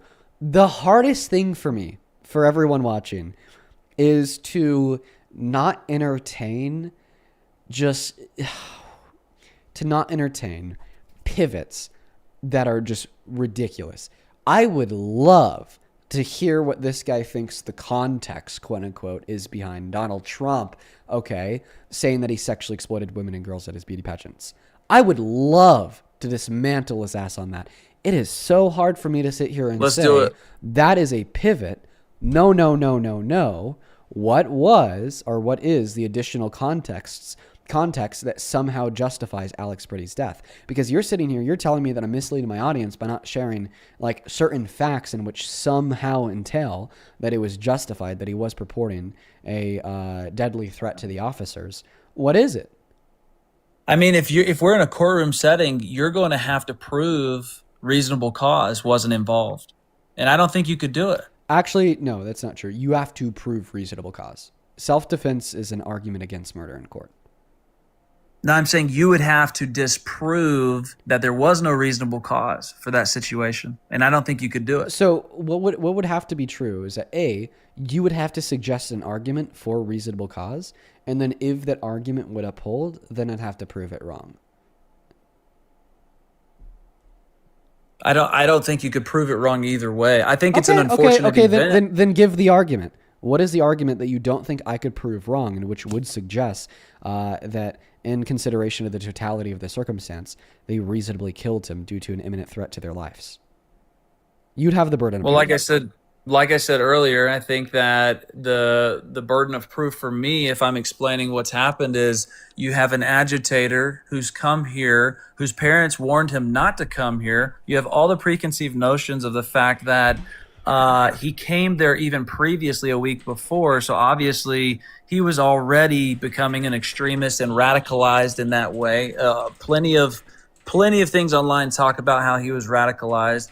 You have him in a situation which everyone is saying, oh my gosh, he's only defending a female, when that's total nonsense. He wasn't just defending a female. The second he laid a hand on a federal agent was an automatic 8 years laying a hand. You don't have to hurt anyone to do that. All you have to do is lay a finger on them and you get charged with that. So disprove that. Okay. So I wrote down everything you said. Your argument that lethal force was justified is that mom and dad told him not to go protest. He kicked a taillight a week before, and he laid a hand on an ICE agent. And he was resisting and obstructing. You can add that too. Is your chat always this terrible? They're not as terrible as you, my friend. And they're right. You are a piece of shit. All right. Well, did they unfollow you after you asked them to from Charlie Kirk stuff? You said unfollow me if you... One moment. So your 4 arguments that you have, or 4 reasons that you have to argue that the shooting was justified, is that mom and dad told him not to protest. He kicked a taillight a week before. He laid a hand on the ICE agent, and he resisted and obstructed. Correct? It's a good place to start, yeah. Okay. And I think I just want to clarify on one thing, and then I'll give my refutation. How did he resist? You're asking how did he resist? Yeah. By not complying to commands that were given by agents. Which ones? To get on the ground and Can you give me evidence that stop resisting. Okay, could you give me any evidence that they commanded him to get on the ground? I mean, if I click out of this, yeah. Okay, do it. Well, if I click out, then it's gonna mess it up. Okay, so you can't give me evidence. Not right at this moment, no, but I can dig it up. Okay, if you don't have evidence, then we're gonna just kind of nullify that claim. So do you just want to go with the other ones? Because I accept the other ones. Yeah, if you want to go ahead for that, that's fine. Okay, so the finalized argument is that mom and dad told him not to go to the protests. He kicked a taillight a week before. He laid a hand on the ICE agent, and he obstructed. And then to clarify on that last point, the reason why I might accept obstruction is because I think it could be litigated in a court, a very biased pro-Trump court, that he did technically obstruct, okay, when he put his hand up and out in response to them pepper spraying him and the woman. Now, it was even before that. Now, do I think that? Oh, it was before that? No way. Yes, it was, because the first ICE agent backed him up to the sidewalk because he was already getting all up in their business with his phone, and then they backed him up a second time. If you watch all the video clips, you can see that. Okay, so what was the obstruction? He was obstructing the scene that they were there to capture this sexual offender. So, but like, what was he doing that was obstruction? He was getting in their way. How so? By helping to form a crowd that was behind the ICE agents that were telling him to back up, to get away from the scene. What scene? I mean, it seems like they actually approached him. Because he was filming. That's false. He was filming like 10 feet away, and he said, hey, don't push that woman, and then they walked up to him. No, they backed him up even before that onto the sidewalk. Okay. I disagree. But you can look it up. Listen, I disagree, but let's just like play pretend. Let's play pretend. Let's assume that happened, because you obviously still don't have a case for the authorized use of deadly force. So please tell me why mom and dad telling him to not go protest, kicking a taillight a week before, reaching the hand out in response to the pepper spray, and filming from 10 feet away somehow justified the ICE agents into using lethal force / how do these 4 facts, perpetuate an immediate threat to their lives? Well, we'll start with the parents' perspective first, since you brought that up. Basically, they obviously know their son better than anybody, right? And so they see him radicalizing. Wait. There's no way that you genuinely believe anything that the parents could say would justify those officers in killing him. I'm not saying that. I'm saying that there was what? A reason Okay. why. If you're not saying that, then that's not a part of your argument insofar as why you think the officers were justified with. No, it is. It's leading up to the point. What? How? What's the relevance? Because remember, the conclusion here is that he was perpetuating an immediate threat to their lives. So his parents told him not to do anything stupid. So what about his parents telling him not to do anything stupid? Would give us a light to believe that he was perpetuating an imminent threat to their lives. It means that they believe that he had it in him to do something stupid. One moment. All parents ever believe that their children have it in them to do stupid shit, and all parents ever tell their children not to do anything stupid. It was related to the week before. That's what I'm saying. The incident of the week before, when they claimed that his rib was broken because he was thrown to the ground. So it's not really anything to do with the parents. It's to do with what happened a week before. That's why his parents told him don't do anything stupid a second time. Okay, but can we agree that his parents saying don't do anything stupid doesn't mean that he was promoting a deadly threat to the officer's life? What else does it suggest, Dean? This is what? I'm sorry. What else does it suggest? It suggests that his parents don't want him to do anything stupid. What did he do? Fucking hell, who knows what they think is stupid? What do you think is stupid? What I think is stupid is completely irrelevant to what a parent would think would be stupid for their kid to do. Okay? You know, like my dad would tell me that it's stupid to go like 5 miles over the speed limit. Does this mean if I do go 5 miles over the speed limit, all of a sudden an officer could kill me because my dad thought it was stupid? I mean, that's a pretty extreme comparison, but if you want to run with that. So yeah, it's a really fucking good one, okay? A It's parent not good at suggesting to all. quote unquote not do anything stupid doesn't authorize an LEO to kill you. Can you agree?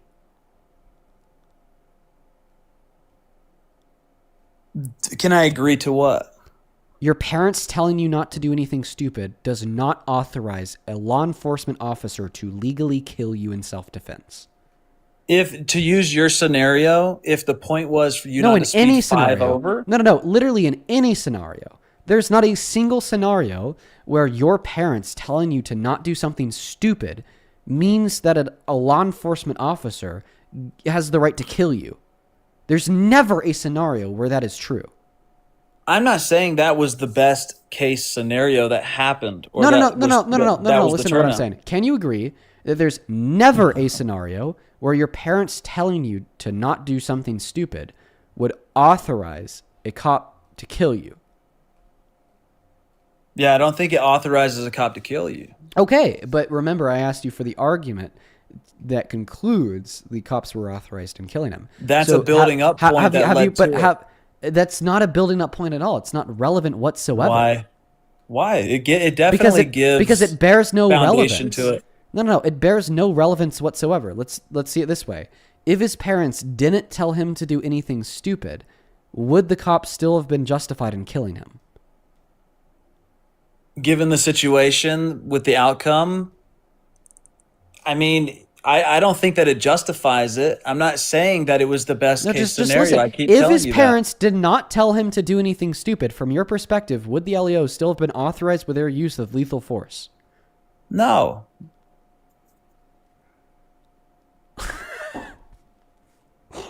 Because that's not what the point is. That's not what the point is. Oh my god! What the fuck? That's not what the point is. Wait, so you truly think that the determining factor to you got that hyena one laugh, second. bro. So you truly think that the determining factor in the authorization of the use of deadly force directed towards killing Alex Preddy was his parents telling him to not do anything stupid like that? If that's what you want to spin, then sure, but no, I don't think lost so. and confused. I don't think so at all. This dude is like seriously dumb. Like there's more to it. This guy's gotta be trolling. Okay, you're leaving it out. Chat, let me tell y'all something here, dude. Pipe down, beta. Okay, go like fucking I don't know, draw. I don't know. Draw what? Dude, fucking draw me a flower, okay? You got your Dude, you're like 5 foot. What are you talking about? You're wrong about a lot, and you're wrong about that too. Just fucking, I don't know, do something while I speak. Just, be quiet. Okay. Listen, guys. I feel as if, to a point, I'm doing this to myself. Let me tell you why. And also to a point, folks. All right. You're not going to believe this. This is actually a signal of a good thing. That sounds crazy. Let me explain. That's a scary look. One moment. That sounds crazy. Let me explain. Selection bias. Okay? Selection bias is what I'm talking about. I come on here every day and I host these live streams where I debate Trump supporters. And what you will notice is that the Trump supporters 2 years ago were significantly more intelligent than the Trump supporters today. 2 years ago, they were still wrong. Okay, But I'd have people coming up into this live stream saying, well, Dean, the reason why I support Trump is, well, because I actually am a tax attorney working for the IRS, and it's because I believe that the Tax Cuts and Jobs Act was a beautiful piece of economic legislation reform in which led to the average American household having around $6,000 back per year on average, with tax cuts for everybody, yada, yada, yada, so on and so forth, small business loans, tax money. Okay? 2 years later, I support Trump because this guy's parents told him not to do anything stupid, but then he filmed an ICE agent, meaning he needs to die. And honestly, if his parents didn't tell him to do anything stupid, then Dean, I'd agree with you, I would have been murder. All right, so that's why I say that I kind of do it to myself, because I'm the one that comes on here to debate Trump supporters with the ever-slimming selection bias of people. Why like is this this guy. your reputation? And then the reason why I say that this is actually a signal of a good thing is because when the Trump supporters keep getting more and more idiotic, completely stupid, that's when we know that everybody who isn't a part of that bottom of the barrel, like, I don't know how he brushes his teeth in the morning type of people, like, have already left the cult. Like that tax attorney who I debated 2 years ago. I wasn't just making something up. That actually happened. I'll tell you, there's a high chance that he no longer supports Trump because of everything we've seen over the course of the last 2 years. So, I don't know. There's my thought. That's a good thought, but you should be glad Charlie Kirk isn't here because he'd tear your ass up. That's for sure. The one debate I had with him, he said I gave him the best argument he's ever heard. About a zygote? Really? Yes. That's not really anything to be proud of, Dean. Considering you were crying on a live saying that all of my followers need to go leave because Charlie Kirk was shot. All of my followers need to go leave now, go unfollow me. Did they do that? Did they listen to you? By the way, for everybody listening, literally just don't believe him. He's very obviously misinterpreting. There's a video of proof. There's a proof video. What are you talking about? Would you like me to just repeat what I said? Why don't we watch your video? Why don't we do that? I'm not going to put the time and the labor into it. If I'm lying to you now, just go make a TikTok and prove me wrong, okay? Say, I don't need to make a TikTok. Dean's lying about his response to Charlie Kirk months ago. No, what I said, okay, is that if you want to openly celebrate the gruesome facts of his assassination, unfollow me. I was at a very emotionally peaked point because I had just watched a very gruesome video of somebody that I didn't like but knew in person, so it would be impossible for me not to humanize them a bit because I knew them in person. You have people in your chat right now jugular ripped open, okay, and whatnot, also knowing that my best friend was feet away. And by the way, actually, on the topic of Charlie Kirk, since you just want to talk about it for years, the murder of Alex Preddy is infinitely worse than, well, multitudes worse than the murder of Charlie Kirk. Okay, and this is coming from... Completely false. Let me finish speaking. And this is coming from a liberal, okay, who recognizes that what happened to Charlie Kirk was murder, and who recognizes that Charlie Kirk did not deserve it. The reason why what happened to Alex Preddy, Renee Good, Keith Porter, is so much worse than what happened to Charlie Kirk is because Charlie Kirk's murderer, okay, was arrested and sent to jail pending prosecution, okay? Alex Preddy's murderer, Renee Good's murderer, Keith Porter's murderer, haven't even been fired from their fucking job. Not to mention that Charlie Kirk's murderer was another private citizen, and the murderer of those three people are not private citizens. They're agents of the state who are working on behalf of the state, who were then defended by the state. Okay? Right? Like, if you were upset about Charlie Kirk's murder, you should be so much more upset about what happened to Alex Preddy, Renee Good, Keith Porter. I don't think so. They were agitators. Oh, okay. So you think just because they didn't like the guys that you defend, that somehow makes it more defensible when they're murdered. And now all of a sudden, They don't like you're the opening law. the door, okay, to every single person on the left who fucking celebrates what happened to Charlie Kirk. Because you know what they'd say? They'd say, well, I really didn't agree with what Charlie Kirk said. Okay, I really didn't agree with his defense of fascism. I really didn't agree with Turning Point indoctrinating the youth. Therefore, I'm actually going to celebrate him getting assassinated. Isn't that exactly what you're saying right now? Well, I really disagree, okay, with this person, okay, not defending fascism, not propping up a multi-million-dollar institution to indoctrinate our youth, okay, not literally telling your millions of young followers to be racist, but, I mean, just, like, literally enacting upon your First Amendment right to freedom of protest, okay? How did he tell them to be forfeit racist? the right to life. How did he tell them to be racist? Yeah, by saying he gets nervous when he has black pilots, on top of many other scenarios. So you're not giving context fully, bro. That's disingenuous as hell. Oh, then give the context. Jesus Christ.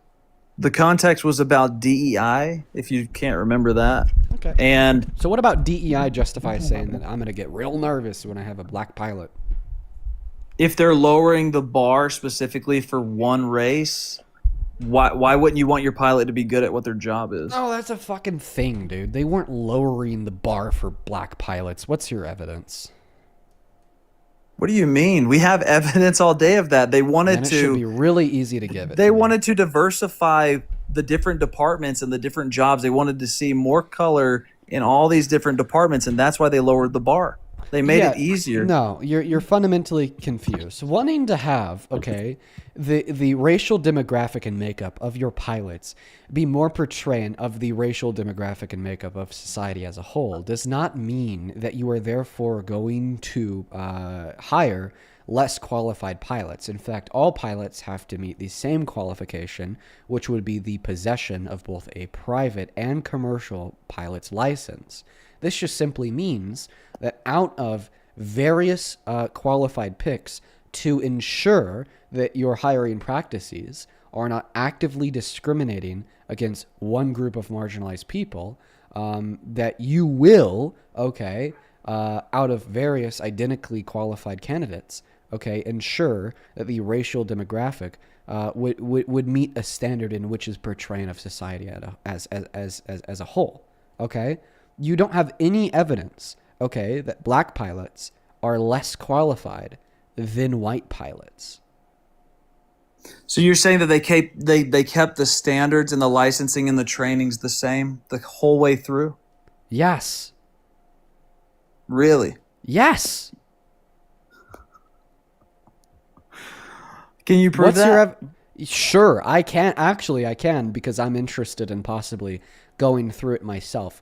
Not to get a commercial pilot's license, but to get a private pilot's license. I could see myself being like 50 years old in the future with a little Cessna flying it around. Anyways. All that debate money stacked up with your plane and all that good stuff, saving up for that. Yes, absolutely. I'm saving up so one day I could retire and hopefully fly a Cessna. That would be Jubilee's really nice. paying that well? That would be really nice. Is when I'm like 50 or 60, owning a little like one-seater, two-seater Cessna. That would be really, really cool. I love that so much. But anyways, so my evidence would be is that the thing is that what do they FAA? Yeah, the FAA hasn't changed the qualification guidelines for getting a private nor commercial pilot's license in years, and every single time they do change it, they just make it harder to get. But keep in mind, it was very kind of me to answer the question the way I did. I actually think that you would have the burden of proof to demonstrate that they changed, the guidelines for qualification in order to get a commercial pilot's license predicated on your race. Since you are the one making the claim, it is not racist to hold said prejudice against black pilots. Yeah, I mean, I think what it comes down to is first recognizing that there's a small marginalized percentage in this specific category. So, I mean, if that's being noticed and they want to make it more appealing for more African Americans to enter this specific area where they want more pilots, why wouldn't they make it more easily attainable to get that? Yeah, really simple answer: for the safety of those flying. So you don't think that licensing and training and the way that everyone has to go through the same entire process would make sense, just to make it that way across the board for everyone, instead of changing it for one race to come into this specific area of getting a job to be a pilot? I honestly wasn't even following that stupid question. Can you try to reword it in a different way? I think you would understand it if you stopped hitting your pen, but basically when it comes down to qualifications, that's kind of the biggest part of it, is making sure someone is qualified to fly. It was never about that is the biggest part. And if they're not qualified and they're lowering the bar on purpose due to a small percentage, but they're not. What is the evidence? questionable. What is the evidence of that? Why? Like, dude, again, like you don't understand how like simple this is for me. It is so easy for me to dunk on idiots. Okay, for everyone out there saying, "Oh, Dean Withers, special intellect. Dean Withers, wise beyond his years. Dean Withers, you're wrong. Just listen to what I'm saying here, okay? Guest says dumb shit. Dean asks for evidence for dumb shit. Guest can't give evidence for dumb shit. Dean wins debate. Okay, that is all it is. Check this out. What's the evidence that a single aviation company in America, commercial aviation company, lowered their guidelines to hire more black people as pilots with lower levels of qualifications? I mean, when you're hiring someone and it's not a merit-based, foundation. So your evidence, how are you going to do that? The evidence for your claim is your claim.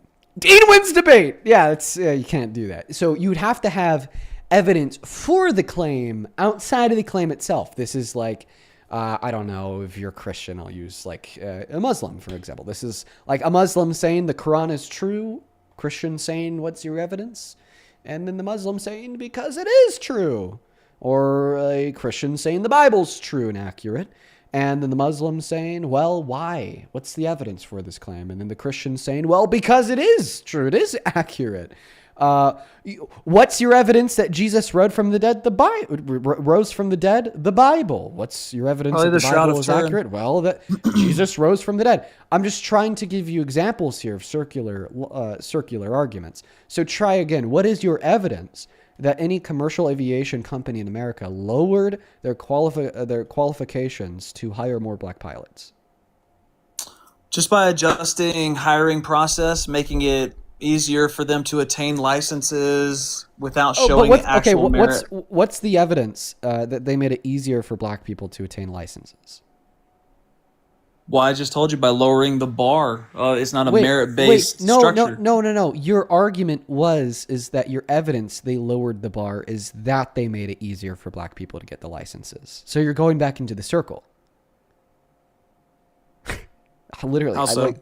Because you said it's not racist to discriminate against black pilots because they lowered the bar for qualifications for black pilots. I was like, okay, what's your evidence? You said, well, they made it easier to get the licenses. And then I said, okay, well, how do you know they made it easier to get the licenses? What's your evidence for that? And then you said, well, because they lowered the bar. Do you see how that's circular? I can't pull it up right now, but I can. And then the evidence. One moment. Like, here's what you're basically saying. Okay, statement number 1 is true because statement number 2 is true. Okay, but then the evidence that statement number 2 is true is statement number 1 being true. That's the issue. So isn't that what you did earlier with the whole shooting situation? No. How so? that's a weird question to try to answer. You're asking me how I didn't engage in the circular reasoning fallacy. I legitimately do not know how to answer that question beyond just saying I didn't. Like, you'd have to suggest evidence that I did. Well, because you were giving your opinion and you weren't showing evidence of it besides the video we watched, which can be interpreted multiple different ways. And you choose to interpret it one specific way. So that would be the same comparison. So holding to an opinion with no evidence is not the same as attempting to justify an opinion with the circular reasoning fallacy. But of course, all the statements I've made have been with evidence. But do you concede that you do not have evidence for aviation companies lowering their like qualifications for black people? I don't have it right on me. It's not something that's also not a topic I'm super passionate about. Next question. Can you agree that like it is racist to question the qualifications of black pilots while simultaneously not questioning the qualifications of white pilots if you have no evidence that the black pilots are less qualified than the white pilots? I mean, not really, just because I've lived a personal example of it. Dude, I'm just going to assume that you didn't I'm going to go in and assume that you didn't listen to the question. I lived a personal example of it. Let me repeat the question. I'm going to assume that you're just really stupid and not just like proudly racist. You're definitely racist, okay? If you're watching, don't get me confused. Assumption. I definitely think this guy's racist, okay? I guess, really hoping that he's just really stupid and not like overtly and proudly racist. But I could be proven wrong. Is this just entertainment? Let's see here. It's sorrowful. It's this pitiful. Is a show. I'm gonna ask the question again. So here's the question. Okay. Question time. Here it is. So, can we agree that it's racist, okay, to question the qualifications of a black pilot, saying that they make you real nervous, while simultaneously not questioning the qualifications of white pilots when you have no evidence that the black pilots are less qualified than the white pilots? Really just digest every word in that question. I didn't specify between the two. I said it's good to question pilots, and I say that across the board. Can you answer the question? You're trying to put me in a box that I'm not actually I'm just trying to put you in reality, brother. The answer is yes. It's not a reality. I grew up in a predominantly black neighborhood. I have black friends. You're so cringe. Shut it's up not cringe and at all. Answer the question. like, oh my God. Oh my God. It's easy. This is a softball. This is a softball. It is racist, by the way, to question the qualifications of a black person working a job while not questioning the qualifications of a white person working the same job. Who said that? Unless you have any evidence, okay, that the black person is genuinely less qualified than the white person. Who said I wasn't questioning everyone? Well, remember, we're not even talking about you. We're talking about Charlie Kirk. And I said that's the way he was being racist. It was by questioning the qualifications of black pilots while not questioning the qualifications of white pilots with no evidence that the black pilots were less qualified. But you did kind of wrap yourself into this because you said you agreed. It's not a topic I'm super passionate about, though, like I stated. Okay. So can we agree that it's racist? I think it's okay to question anything. I don't think that shows racism. Just because you question something. What makes it racist is only questioning it when it's black people, or questioning it more when it's black people. Wait, are you agreeing with me now that it has to do with intention? How do you know if someone's racist? How do you know if someone's racist? Racism is multifaceted. Racism can be an intention and an action. Racism can just be an intention with no action. And racism can be no intention, just action. Weird deflection, though. Not a deflection at all. Can we agree that it's racist to question black people more than white people?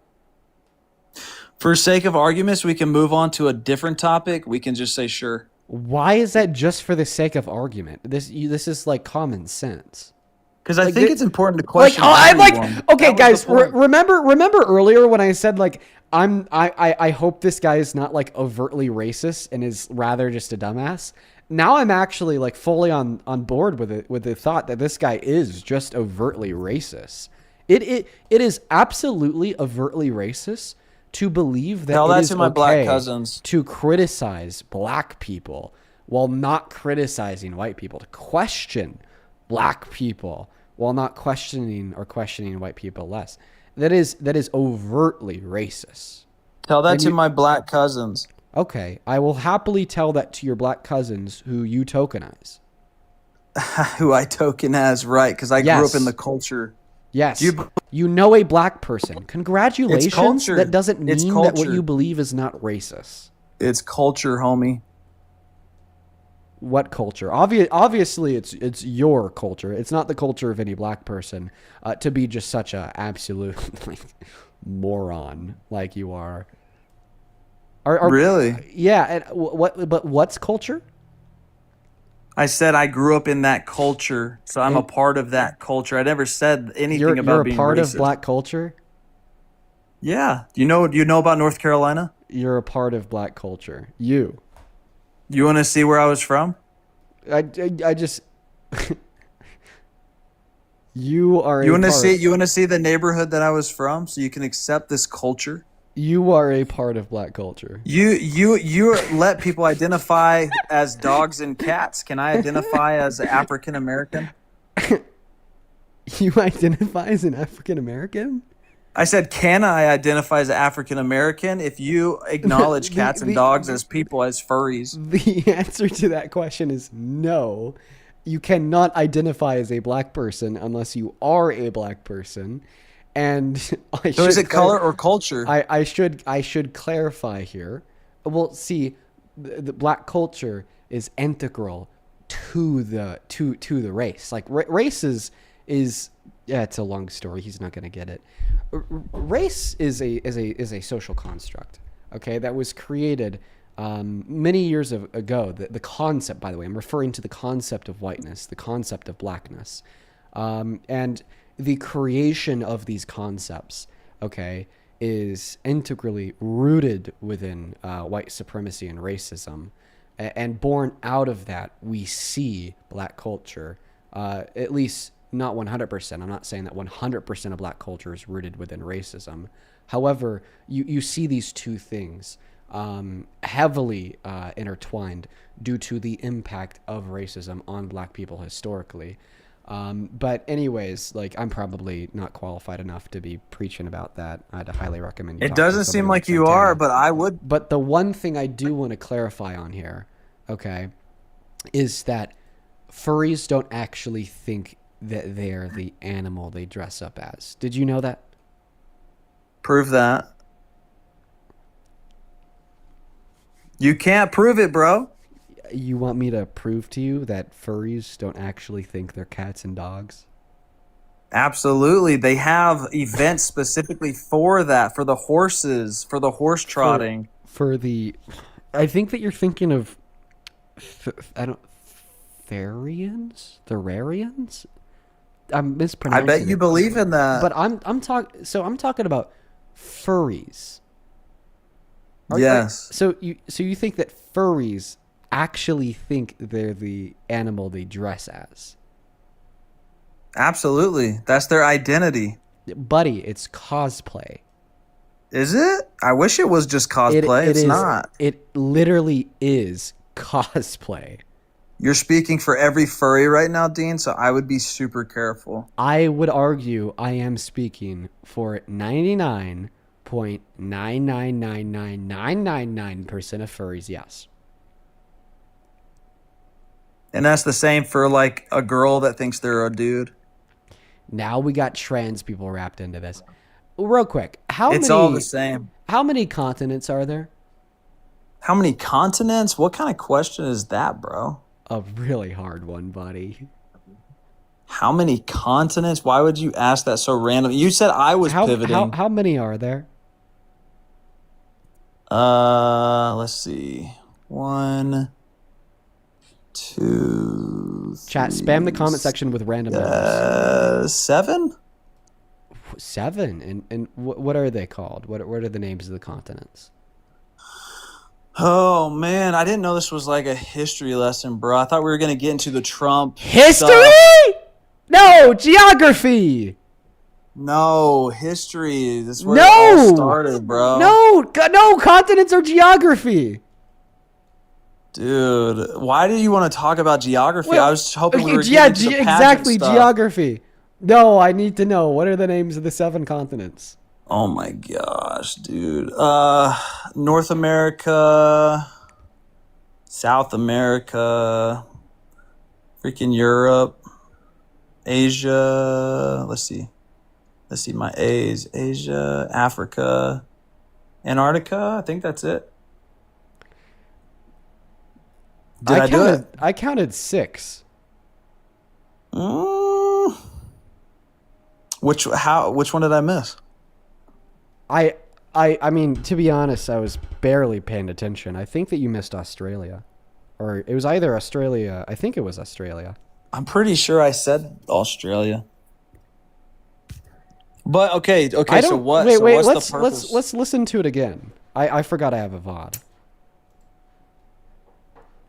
Oh my goodness. let's see if this guy's smarter than I don't know, what is this, chat? 2nd grade? Is it? But okay, so what? Wait. Did I do it? I counted 6. I was hoping we were getting into the exactly, stuff. geography. No, I need to know. What are the names of the 7 continents? Oh my gosh, dude.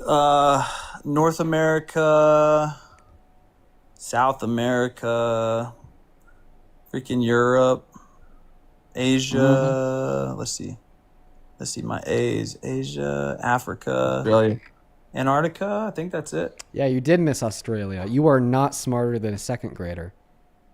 Dang. It's unfortunate that I missed Australia. So what does that prove? So what were you doing? You're psychoanalyzing me for what? Well, I think it just kind of like reaffirms what I've been saying. It doesn't reaffirm anything. That's appropriation, bro.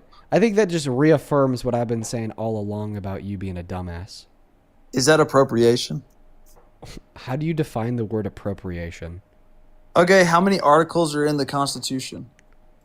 I could tell you there's 27. Come on. I could tell you that there's 27 amendments. I think that there's between like 3 and 6 articles. I don't know. You're wrong, Dean. You're wrong. What does that prove?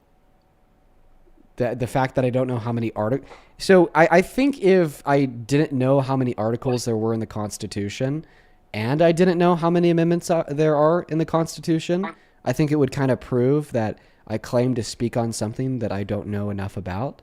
But I mean, because I know how many amendments there are in the Constitution, and I generally know the amount of articles, it doesn't really prove much. Stop muting me, by the way. I'm not interrupting you, bro. You've got a habit of hitting the mute button for no reason. Wait, I want to ask you a question. Another quiz time. Why are we quizzing each other? You got that wrong. We're both tied. What amendments from the Constitution, has Donald Trump attacked in the last year? Are you talking about like the 4th or 5th? Well, most notably, it'd be the 1st, 2nd, 10th, 14th, and 22nd. How do you feel about that? How do you feel about the president intentionally and belligerently attacking the Constitution? I mean, you'd have to specify that a little more. You're being super general right now. Sure. First day in office, he passed Executive Order number 14160 that attempted to re-identify citizens as undocumented immigrants by attempting to strip them of their 14th Amendment right to birthright citizenship. He said that if you are born in this country to parents that are undocumented immigrants, then the 14th Amendment does not apply to you. However, it has since its ratification in 1868. Okay. So what's the point you're getting at with that? Why do you support Trump as president? I mean, if he's attacking like the law of the land, one of the foundational documents of this country, its constitution. You're saying that he's attacking the Constitution because of undocumented immigrants and giving birth into the country, and the parents come here illegally? Yeah, so when people come here illegally, undocumented immigrants, okay? Yeah. And then they have children here. Those children are citizens in accordance with the Constitution. Are they asylum seekers? Is that where we're going next? No, like literally undocumented immigrants. So, what's a motivation to come here to the country? I'd like to qualify here that Trump thinks a lot of asylum seekers are undocumented immigrants, but like literally undocumented immigrants. Okay, they have kids here; they're citizens in accordance with the Constitution. Donald Trump's executive order says otherwise, and that's why his executive order is in contradiction to the Constitution, and that's why it violates it.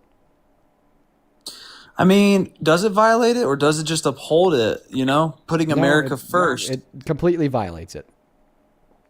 Well, if you're coming here and that's a motivation, because we see a lot of pregnant women coming across that border. So that's a motivation for them to come here to give birth. And then, yeah, they're a little more lenient on parents, right? When they give birth to a kid here. I think everybody should be able to attain that sort of a setup, but I don't understand why is it such a big deal? Because it's an attack on our Constitution, and I care about our Constitution. Isn't our Constitution made for the citizens? No. Why not? Because it doesn't just give rights to citizens. Do you think that was the idea in mind during the Constitution when it was formed? I don't think that. How so? Because they specify people, plus they are immigrants themselves, so they're familiar with immigration. We the people, not we the citizens. The Constitution is supposed to set forth inalienable rights and obligations in which the state has to uphold in respect to those rights of any person within the country in an attempt to rid ourselves of potential tyranny. All right. Okay. All right. So let's speed this up so we can get to the good topics, because that's what I wanted to talk to you about, because I've been listening to this. Wait. The president attacking the Constitution is not a good topic? I mean, that's your way of how you're seeing it through your lens. Well, I mean, that's actually the lens of SCOTUS. They ruled in 1878 that, yes, undocumented immigrants do have due process, birthright citizenship, because they do not fall into either of the three categories of narrowly defined and explicit groups of people that would not have birthright citizenship. Also, quickly, hey, Chelsea, thank you so much for the $50 over on Venmo. I appreciate you for that love, Chelsea. Show some love to Chelsea down below in that comment section, who says, my 6-year-old can name all the continents. Yeah, this guy can't. Let's get 500 Chelsea W's. Thank you so much for the love. And then Michael, oh my God, thank you so much for the $150 on Venmo. Michael, holy shit, dude. Thank you so much for the love. Please show some love to Michael down below in that comment section right now. That is so fucking incredibly kind of you, dude. Thank you so much for the love. Thank you so much for your kindness. I really appreciate you so much. If you are watching, please do show some love to Michael down below in that comment section. I appreciate the hell out of you, dude. Let's get 2,000 Michael W's. And in fact, Michael asks a really good question here. Can you please name at least 5 countries in Africa? 5 countries in Africa? Is this, you want me to do this right now? Yeah. All right. So you've got Jamaica. No. You've got... No. Jamaica is not in Africa. Or no, you got Ghana. You've got Ghana. Can we recognize... Kenya. One moment. Can we Nigeria. recognize... One moment. Can we recognize that Jamaica is not in Africa? Jamaica is in the Caribbean. Do you want me to ask you a question now so we can get back to a tied status? No, I'm going to need you to name 5 countries in Africa. How about this? For every country that you do name in Africa, I'll name 2. For every country, okay. I already said Kenya. Okay, but let's see here. Mali and Morocco. Wait, what? Morocco. Nigeria? I said Nigeria already. I said Ghana already.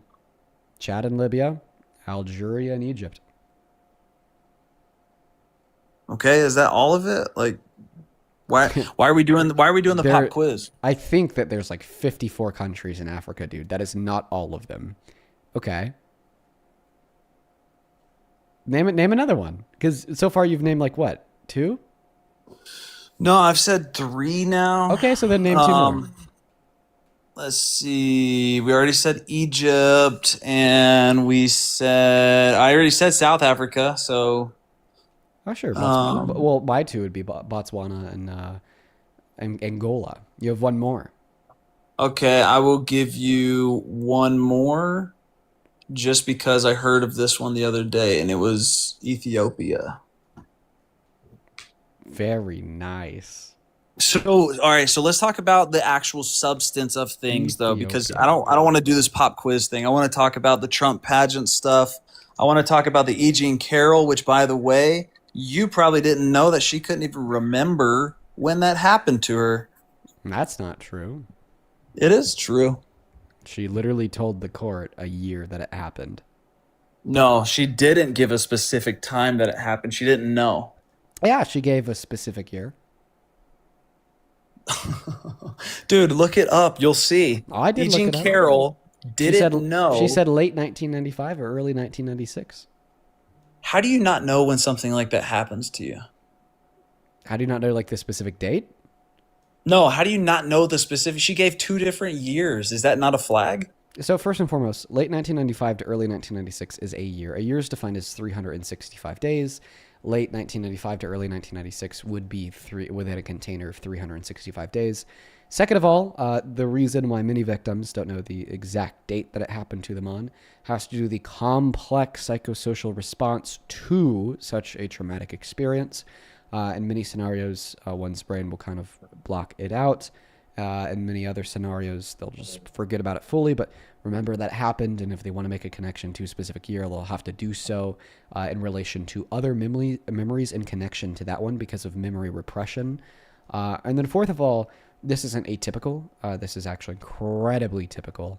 It's an incredibly typical response from victims of rape. So invalidating E. Jean Carroll because of this, you're invalidating millions of others. Not really, because didn't she say that rape was sexy? Nope. How much would you like to bet? I'm pretty sure she said rape was sexy. Okay, then bet me something on it. How much money do you want to put in support of the claim that E. Jean Carroll said that she thinks rape is sexy?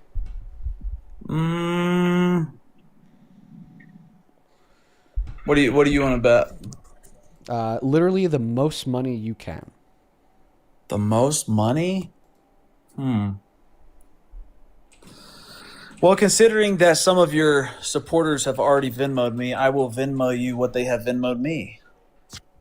Okay, which would be? Probably like $5. Why not 500? 500. Wow, you really are building towards that plane, Dean. That you should be proud of yourself for that. Yeah, you know, I think that Cessna's run for like 100,000, 200,000. Let's put 1,000 on it. Let me get like 1% there, okay? I didn't know that Jubilee was paying that much. That's crazy. Jubilee does not pay shit, my friend. I want to see you debate Michael Knowles. When are you going to do that? So are you going to bet me $1,000? Okay, so are we using context for any of this or just the fact that she said it? We're either going to be going off of this notion that she did or did not say that, like, she thinks rape is sexy. Yeah, she definitely said that. Okay, so do you want to bet $1,000 on it? $1,000. You know, it's tax season. Why not? Really? Holy shit! Yeah, I'm about to get rich, bro. Ew! It is my night. It is my night. So she said that other people that think that grape is sexy. That some people think that grape is sexy. Here's a clip. You don't feel like a victim. I was not thrown on the ground and ravished. Which the word rape carries so many sexual connotations. This was not sexual. It hurt. It just you know. Well, I think most people think of rape as it is a violent assault. It is not. I think most people think of rape as being sexy. Bam. Let's take a short break. Think of the fantasies. You owe me There it is. $1,000. I think you owe me $1,000. She just said it. Bro, we clearly bet on if she said that she thinks rape is sexy. And we clearly just heard E. Jean Carroll say, many people think of rape as sexual. It's not sexual, it's violent. And then many people think that rape is sexy. She very clearly did not say that she thinks rape is sexy. You owe me $1,000. There's no way to spin this. You owe me, don't, dude, come on, don't piss me off. You owe me $1,000. Don't piss you off. Yeah, come on. You just lost a bet. Be an adult. Pay up. My Venmo and my PayPal can be found, or at least their handle can be found at the top of the phone screen. The link to them can be found in the link tree in my bio on TikTok. They could also. I heard her say it. I heard her say it there at the end. You literally did not hear her say that. She thinks rape is sexy. To take that one sentence out of the further context, she literally said that she thinks many people think that rape is sexy. The statement "many people think that rape is sexy" is categorically different from the statement "I think rape is sexy." You owe me $1,000. Pay up. All right, are we going to talk about the pageant? Yes, after you pay me my $1,000 that I deserve, because you made that bet and you lost that bet. Why are you laughing instead of sending me money? It's just funny because I'm getting so many Venmos from your supporters right now. You should have me on more. I mean, you're certainly not. You don't even have a Venmo account connected to your TikTok, but where's my $1,000? That's what I'm curious about. Because now you've affirmed that you have Venmo. Why aren't you going to Venmo right now and sending me $1,000? Well, if I go there right now, it's going to kick me off of this. No, you could go on pause. You could send me $1,000. How about this? I'll repeat the @ It is DEANWITHRS. But just can you affirm that you will be sending me $1,000? I may or may not be crossing my legs right now. What? I may or may not be crossing my fingers right now. You said legs? It's fingers. So are you going to pay up or not? I mean, I heard her say it, and that's what the bet was, if she was going to say those words. So just to affirm, you heard her say that she thinks rape is sexy. Well, remember when I said context doesn't play a part in it? Like, you've got your VOD. You can go back and replay it. Oh, the VOD, the context, literally just, further explains what I'm saying. Okay? I was going off of just, the literal clip of her saying this. Most people think of rape as being sexy. I was just her saying most people think of rape as being sexy is categorically a different statement than I think rape is sexy. But when we actually had the context on there. You don't feel like a victim. I was not thrown on the ground and ravished. Which, the word rape carries so many sexual connotations. This was not sexual. It hurt. She's saying it's not sexual. It hurt. Okay. You gotta keep playing it. It's coming saying up. that most people think of rape as sexual.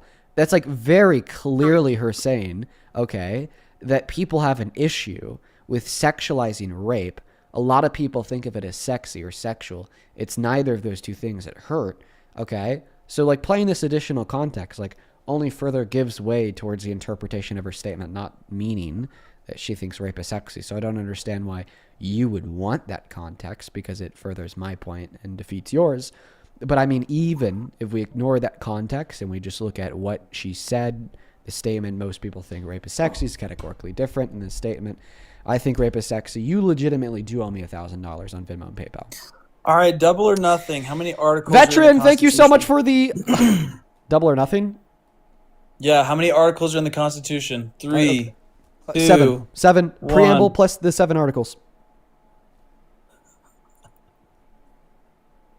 You now owe me $2,000.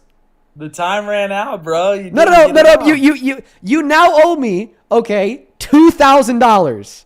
Why would you do that to yourself? Why would you do that to yourself? Oh my God! Now you owe me 2 bands.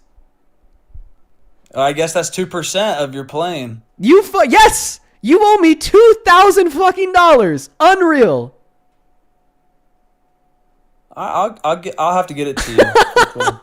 Mad Veteran, I appreciate you so much for the $20 over on YouTube Super Chat. And I just read your message. Oh, man.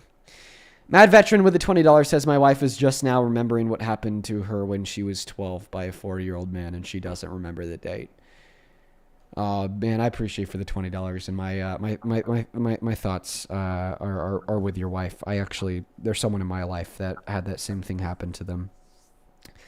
You know, a bit older now, and, you know, remembering something that happened to them when they were really young. I'm sorry. Thank you for the $20, and I'm really sorry to hear that. I'd also like to very quickly thank Chapula. Thank you for the $20 as well. I appreciate you so much, Chapula, because of the sensitive nature of your message. I'm going to keep that to myself, but yeah, just know that you're not alone, Chapula. Thank you so much for the $20. Please show some love to Chapula. Same thing with Gold. I really appreciate you so much for the $50 over on YouTube. I appreciate you so much, Gold. Let's get 500 W's for Gold. Thank you so much for the love. Gold says, as somebody whose mother worked on the Breonna Taylor and George Floyd cases and DOJ defending them, we are very grateful for you fact-checking. Have you thought of later adding your sources to the description? Well, first and foremost, thank you so much for the $50. And then second of all, I make so many claims every day. I feel like it'd be hard to put all the sources in the description of every VOD. That'd probably take like another 4 hours. But it's definitely something I could try to look into. Then as well as Elena, thank you so much for the $50 as well over on YouTube Super Chat. Literally just saying that this caller's full of shit. Thank you. Thank you so much for the $50, Elena. Thank you so much for the love, Elena. So have you sent the $2,000 yet? Well, no, I haven't clicked. Amanda, thank you so much for the $15 who says this man is not safe to be around women. True. Chase, thank you so much for the $50 as well over on Venmo. Darksider, thank you so much for the $50, Darksider. Darksider with the $50 who says this dude who bet you is an idiot. Yeah, he's an absolute idiot, Darksider. Thank you for the $50. He owes me 2 bands. Diego, thank you so much for the $5 over on Venmo. Claire with the $5 who says towards the plane, yo, the Cessna fun. Jonathan, thank you for the $20 as well. Appreciate that, man. Jonathan says, thank you for helping this generation get involved in politics. You're the GOAT. Well, Jonathan, I appreciate you for the kind words and the $20, dude. And then Ava, thank you for the $80 donation over on Venmo. Holy shit, Ava. Ava with the $80 says, proud of you, Dean. Ava, thank you so much for your kindness. Thank you for the love.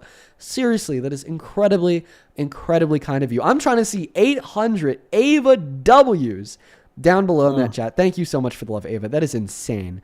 As well as Ben with the 10. Ariana, thank you so much for the $10. Ariana with the $10 says, as a black person, let me go ahead and load up the rest of their message. It literally just cut off here. Everybody just do be patient. Have you sent me my 2 bands yet? Are you asking me right now? Yeah, have you? Well, I was answering, and then you started like. Have you sent them? You yet? started like. Well, no, because I was in the middle of saying it, and then you started thanking more people. Go on pause and send it, buddy. Ariana with the $10 says, had to send another $10 just to say, as a black person, you are not a part of black culture just by living around black people, dumbass. Absolutely true, Ava. Ben with a $10 says, that's interesting because when I'm on a plane and it hits turbulence, I never yell, is the pilot black? That just screams Jesus and grab the armrests. Yeah. Candace, thank you for the $10 who says, mom of a pilot here. Dean, thank you. These people couldn't be more brainwashed. This guy's an absolute embarrassment to the work pilots have to put in. So real, bro. It is so hard to become a commercial pilot. Thank you for the $10. Then Iris with the $10 who says, pilot here, you cannot cheat your way into the cockpit. DEI, as this guest refers to, does not exist in the aviation world. Yeah, no, it literally doesn't. Like the FAA is like so incredibly strict. Mike, thank you for the $10 to be a pilot. Isn't ICE showing signs of DEI? Abso-fucking-lutely. You said that you were trying to become a pilot? Yeah, I'm going to school through it right now. How long have you been in school? Like 3 years. Okay, and well, I guess I won't jump to conclusions yet. And what kind of appropriation, bro? What kind of pilot are you working on getting? Trying to do the commercial setup. What kind of license? Okay. So what do you need to do first in order to get a commercial pilot's license? What do I need to do first? Yeah. Well, hopefully complete this program. But what does that program give you? Like when you complete the program, do you just have the commercials? Well, no, I got to get like flight hours and, you know. But is there anything else? Is there anything else that you need to get? Anything else I need to get? Is this like a trick question? No, like, is there any other licenses that you need to have first before you get a commercial license? Tell me. You talking about my private? Your private what? Are you talking about like my private license or what? What is a private license? Like my individual flying license? Is that what you're referring to? Oh, so is that called a private license? I mean, I guess it depends where you're from, but is that what you're talking about? He's actively on a computer Googling this shit, by the way, because I'm not on a computer at all. Like I was telling him earlier. Okay, I actually have like done preliminary research into getting a private pilot's license because I'm just kind of interested in that. I want to be, like 75 years old owning a Cessna, like I was telling you earlier. So I've like looked into it. And in order to get a commercial pilot's license, you first have to get a private flyer's license. And Didn't I say that? It typically takes like maybe a year or 2 years to get a private license. And I think that he is actively Googling or using ChatGPT while he's talking about this. Because first and foremost, he said that he's been in it for 3 years. If he's been in it for 3 years, okay, he likely already has that private license. And then B, when I asked him if he needed any other licenses whatsoever, he first of all didn't have an answer. Then he second of all came up with the answer private, which was the right answer. But then I said, what is that? Okay, he didn't really know. I guess. And then he just kind of went on to it. So I don't know why you'd lie about wanting to become a pilot. Dude, this guy's like honestly just taking L after L after L. I said I've been going to Raven, school thank you so much for years. the $10. He says, tell the guest he's talking like this on the internet with his whole face out, and it's a brave move. Very brave. And dude, hey, Ava, thank you so much for another $75 on Venmo. Ava, that is insane. Thank you. Thank you so much for the love. Ava with the 75 says, as a former MAGA, I can no longer support this administration any longer. Caller, honestly, please just be real and honest with yourself. Dean, thank you so very much. Dean, thank you. Well, first and foremost, Ava, thank you for the $75. And second of all, bro, I'm really fucking proud of you for changing your mind and leaving that goddamn cult. Good for you, Ava. Show some fucking love to Ava. And then Paul, thank you so much for the $100 donation on Venmo. Holy shit, dude. Thank you so much. Paul with $100 says, great debate. Well, Paul, I'm happy that someone's enjoying it because I'm certainly not. Thank you so much, dude. Seriously, that is fucking nuts. From the bottom of my heart, thank you so much for the $100 donation. Like, holy shit, guys. Y'all are being so kind today. And then Abigail, thank you for the 5. Ariel, thank you for the 5. Let's quickly catch up here real quick. Becca, thank you for the 5. David, I appreciate you so much for the 10. Ben with the 5. Lillian with the 10. Thank you so much. And then Kirby, thank you for the $50 on Venmo for your quote-unquote Cessna fund. The Cessna fund, folks. That's coming. I don't really plan to buy one until I'm like 60, but hey, got to start somewhere, right? Thank you for the $60, Kirby. And then Noah, thank you so much for the 5. Mike, thank you so much for the 10. I appreciate you. And then Devani, thank you so much for the $50 over on Venmo. Says, please keep going. Devani, thank you so much for the fucking love. And this came in a while ago. I'm just seeing it now. Ava actually sent another $75 on Venmo an hour ago. Thank you so much, Ava. Ava says, I've been watching as a Trump supporter for months. However, after what has happened to Renee and Alex, I will no longer support this administration. Thank you for all that you did and praying for your childhood dog. Ava, good fucking shit. I'm really proud of you, Ava. Genuinely and sincerely, thank you so much for coming to your senses. Fucking, for real. Fucking for real. Then Ethan, thank you so much for the $16 over on Venmo, man. And thank you for your kind words. I did just read that. Thank you so much, man. Please show some love to Ethan. And then Ethan is also an opera singer. You're so fucking cool. And then Nicole, thank you so much for the $5. And I just read your message. I'm happy that the streams have helped you out. Anonymous, thank you so much for the $5 on PayPal. Then Donica, thank you so much for the $10 on PayPal. Because of the nature of your message, I'm going to keep that to myself, but I'm so sorry that you had to go through that. And then on Dine, thank you so much for the $20, I believe, over on PayPal. Let me go ahead and check that right now. Thank you so much for the love on Dine. That is ONDINE. I once again, because of the sensitive nature, I'm going to keep that to myself. But on Dine, I know that you've been watching for months, and I just appreciate you for being here. And I'm sorry that you had to go through that. I can read this off, though. Features predominantly associated with complex trauma, such as gaps in the recollection of traumatic events, remain comparatively underexplored. They should be explored more, man. And honestly, if you want to know the real reason why they aren't, it's because a vast majority of SA victims that undergo this complex trauma are women. And I think that all conditions related to the female experience, okay, are significantly understudied within academia. Like, we literally know more about male pattern baldness than we do the female reproductive system. And same thing to Amy. Thank you so much for the $10. I appreciate that. That is AMIE. Show some love to Amy. And then on Dean, thank you for another $15 for Dean's private jet retirement fund. Daniel, thank you so much for the $10. Calling this guy mediocre white man. Dead ass. Jason, appreciate you for the $33. Is that not racist? No, it's not racist to call you a mediocre white man. It's an observation of reality. Oh my god. Mediocre white man, mediocre white man. Oh, is your world gonna end, Mr. Mediocre Man, that White is Man? racist. Dude, That's oh my so god, racist. the world's ending. Mediocre white man. Is there like a certain amount of times that I have to call you what you are in order for you to shut the hell up?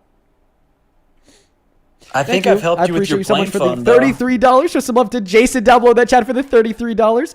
Then let's hear it. Angelique, thank you so much for the $2. I appreciate you so much. And then Serpent, thank you for the $20. Show some love to Serpent. And then Gold with another $20 on Super Chat, who says, funny, he's asking you questions about the Constitution with the very first one created. He has cognitive dissonance with. Yeah, he's the one that doesn't care about it, right? And then Jordan, thank you so much for the $10. And I really hope that your visit in the hospital goes well and that you get good news. Then Kara, thank you for the $10 as well. He says, thank you for not backing down on behalf of a fellow survivor. Also, as a flight attendant, he has no idea what he's talking about. Literally zero idea. Literally fucking zero idea. Thank you for being here and thank you for the support. All right, dude, time is up. 2K's due. Go on pause and send it to me right now. I'm not on pause, but we haven't gotten to the pageant topic. Yeah, but you need to send me $2,000. It's gonna knock me off if I do that right now. No, it won't. You could go on pause without leaving the live. You just like literally like hit your home button or swipe up. Home button or swipe up. Let's just hit this last topic real quick. No, after you need to send me the 2 bands. I know you want that plane. Look, I've been helping you with that plane funds tonight. All right. Yeah, I've helped you out with a ton of donations. You have not helped me out with any donations. You're not the one donating. Don't take credit for their kindness. Now send me $2,000 on Venmo. You have to ask nicely first. Please.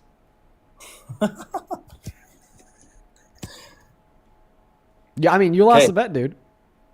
What did I though? Yes. You lost the original bet, and then you said double or nothing, and then it went double or nothing, and you lost again. Yeah. But remember when I asked you about it first, and you said like between 3 and 6? Yeah, and it was really stupid for you to ask the question a second time, doing double or nothing, because after I answered it incorrectly the first time, like an hour ago, people then corrected me in the chat, and I took mental note. No, you were looking it up. I mean, I would have looked it up if I didn't believe the chat, yeah. And that's like the thing that you should do when you don't know something that's probably important to know, is you look it up. I mean, I don't have a computer right in front of me, so it's hard for me to do that, you know?